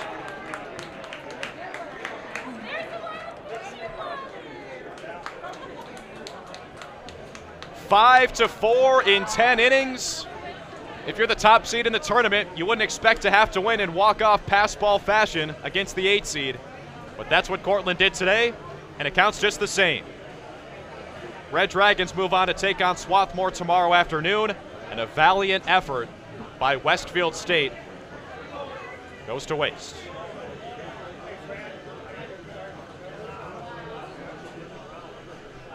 Final in this one, 5 to 4 in 10 innings.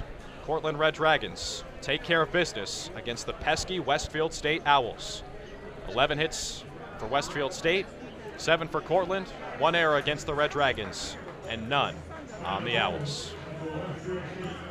Halfway home here on day 1 of the Division III New York Regional in the NCAA Baseball Tournament. We'll take a short break and come back for Game 3 at 5:55 right here at the same spot on our live stream. We'll see you then. Estimated start time of our next game will be 5:55. I've got a feeling that once the lights come on for injection.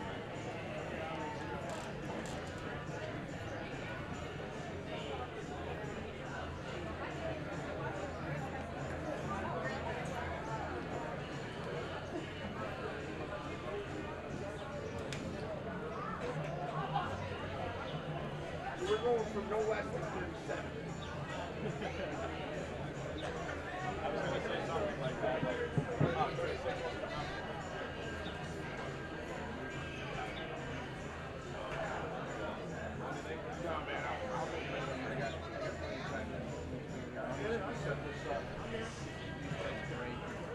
Can I go, can I fill this up with that?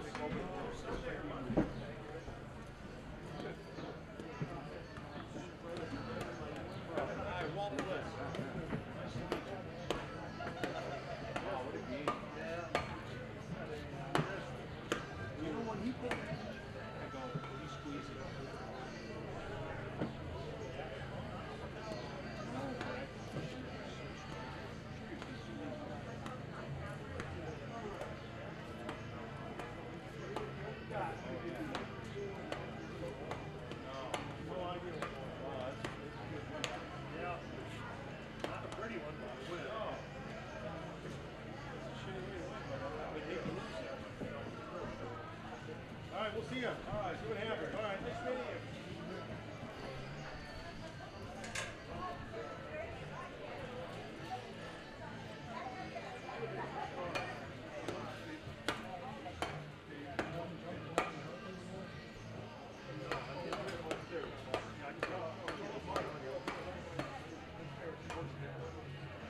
Oh, nice. Yeah. I think I have some in my report.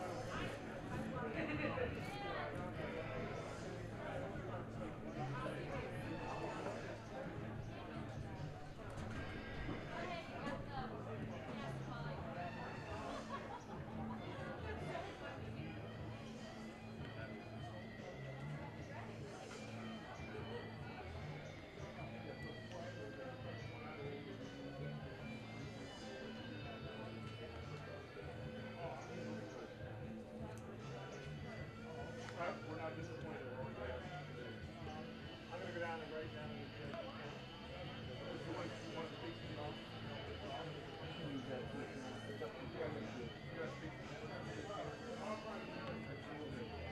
in there or more down the wall? Where's that at? I'm going to walk down there in a second.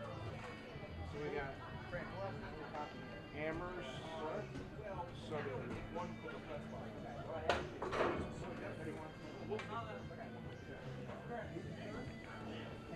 Supposed to come for that.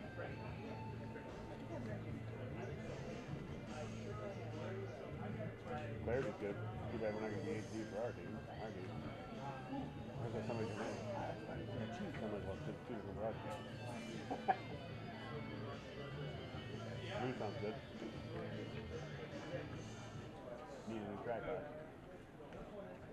And I don't know if it's only been a day, but I can't imagine it's going to get magically better. Talk to Phil about it. Ask him because he even said he's like, do they tripods like drive me crazy? Well, hey, we'll talk about it. Blackman sent a check. Already? I got the email today. Bob Simmons, $2,000, signed the contract, sent it, mailed it in. We got it today. Yeah. Better, I just bought some fucking jewelry from him. I paid for it, just about not quite half, but Yeah, exactly. a little chunk. You should just wrote the check to us. Yeah, right. You know what? Forget it. I made her happy. I'm here till 6:30-ish. Okay. 7. She's coming back at 8. We left at 4. And Tanya's coming back at 9. To reconcile all the money. She won't be here at 9, so she'll have to set it up. Kitchen's going fine. Yeah, The only I think the time that they were really like If you're gonna bet on it, let me know. They're not even over the song before the start of the court. it'll be pretty quiet after this game. Because then it'll be. You alright? Yeah, man. Hanging in there. Nothing like getting back into baseball. Absolutely. 8 games in 48 hours. Oh, yeah. Plus an extra inning too. What's that? An extra inning too. Just, See? just for the fun of it. Why not? You gonna be here for next two games, or? I'm probably gonna leave during this game. Okay. Probably back late. Shane's coming back. Okay. Yeah. About 90 minutes off our target. So then. First game. Right. Over under 13 and a half minutes in this next one. Over under 4.5 hours. How late does it have to end for us? Doesn't. It doesn't. We'll play to the end. The weather's Every nice. year would be a fun story. Fran was saying when they won 2007, they finished it at 2:30. Ryan's out here trying to chase us. The only thing we can't do is no. Oh, speaking of, if it does happen, for some odd reason it does happen, no music after 10 o'clock. That's the noise order. I checked with Jeff and Brock.